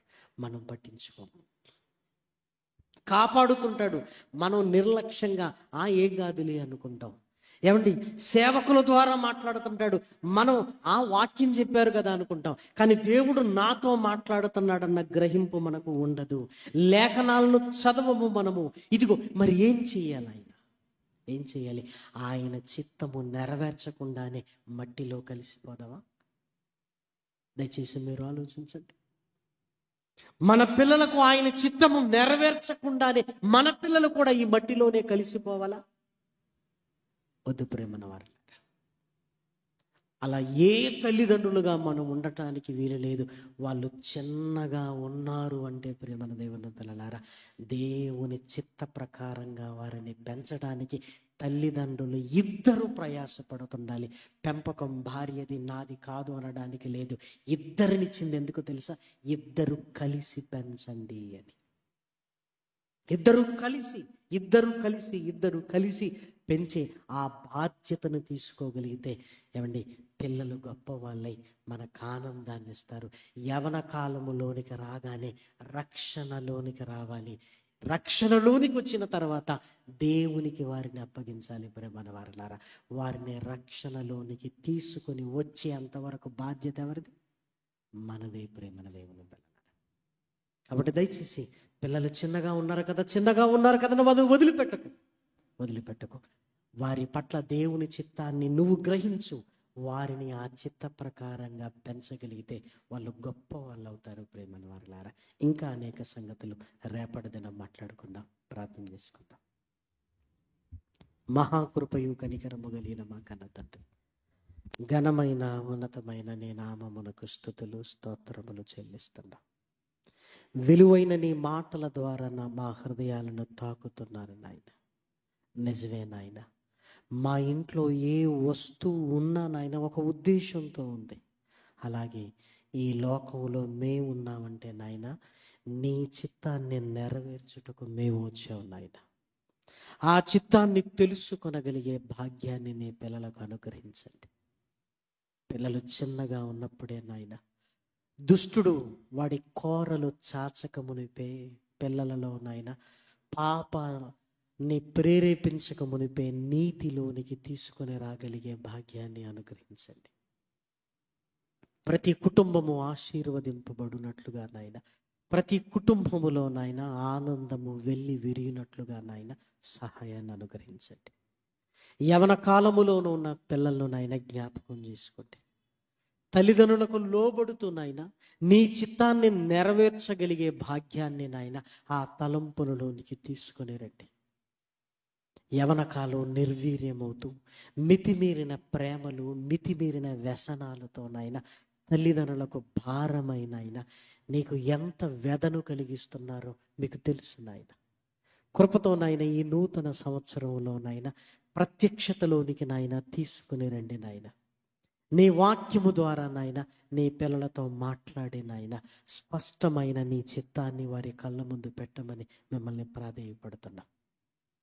రెండవ దినము కూడా నాయన చక్కటి మాటలు నాయన నీ పిల్లలకు మీరు వినిపించారు నాయన. మిగిలిన 2 రోజులు కూడా నాయన సహాయాన్ని అనుగ్రహించి బలపరచండి. అనేక కుటుంబాలు దీవించబడినట్లు, అనేక కుటుంబాలలో మార్పు రాగలుగునట్లు తండ్రి నీ వైపు చూడగలిగే భాగ్యాన్ని అనుగ్రహించమని మిమ్మల్ని బ్రతిమలాడుతూ ప్రాధేయపడుతూ తండ్రి ఈ దినము ప్రారంభం నుంచి ముగింపు వరకు నీ సహాయానికై, నీ కృపకై హృదయపూర్వకంగా కృతజ్ఞతాస్తుతులు చెల్లించుకుంటూ క్రీస్తు నామం నీ ప్రార్థన అడిగి వేడుకొనుచున్నాము తండ్రి. ఆమేన్. పరమ తండ్రి అయిన దేవుని ప్రేమయు, కుమారుడైన యేసు క్రీస్తు కృపయు, పరిశుద్ధాత్మ యొక్క అన్యోన్యమైన సహవాసము ఇప్పుడును ఎల్లప్పుడును కూడి వచ్చిన మనందరికీ సకల పరిశుద్ధులకును సదాకాలము తోడై ఉండునుగాక.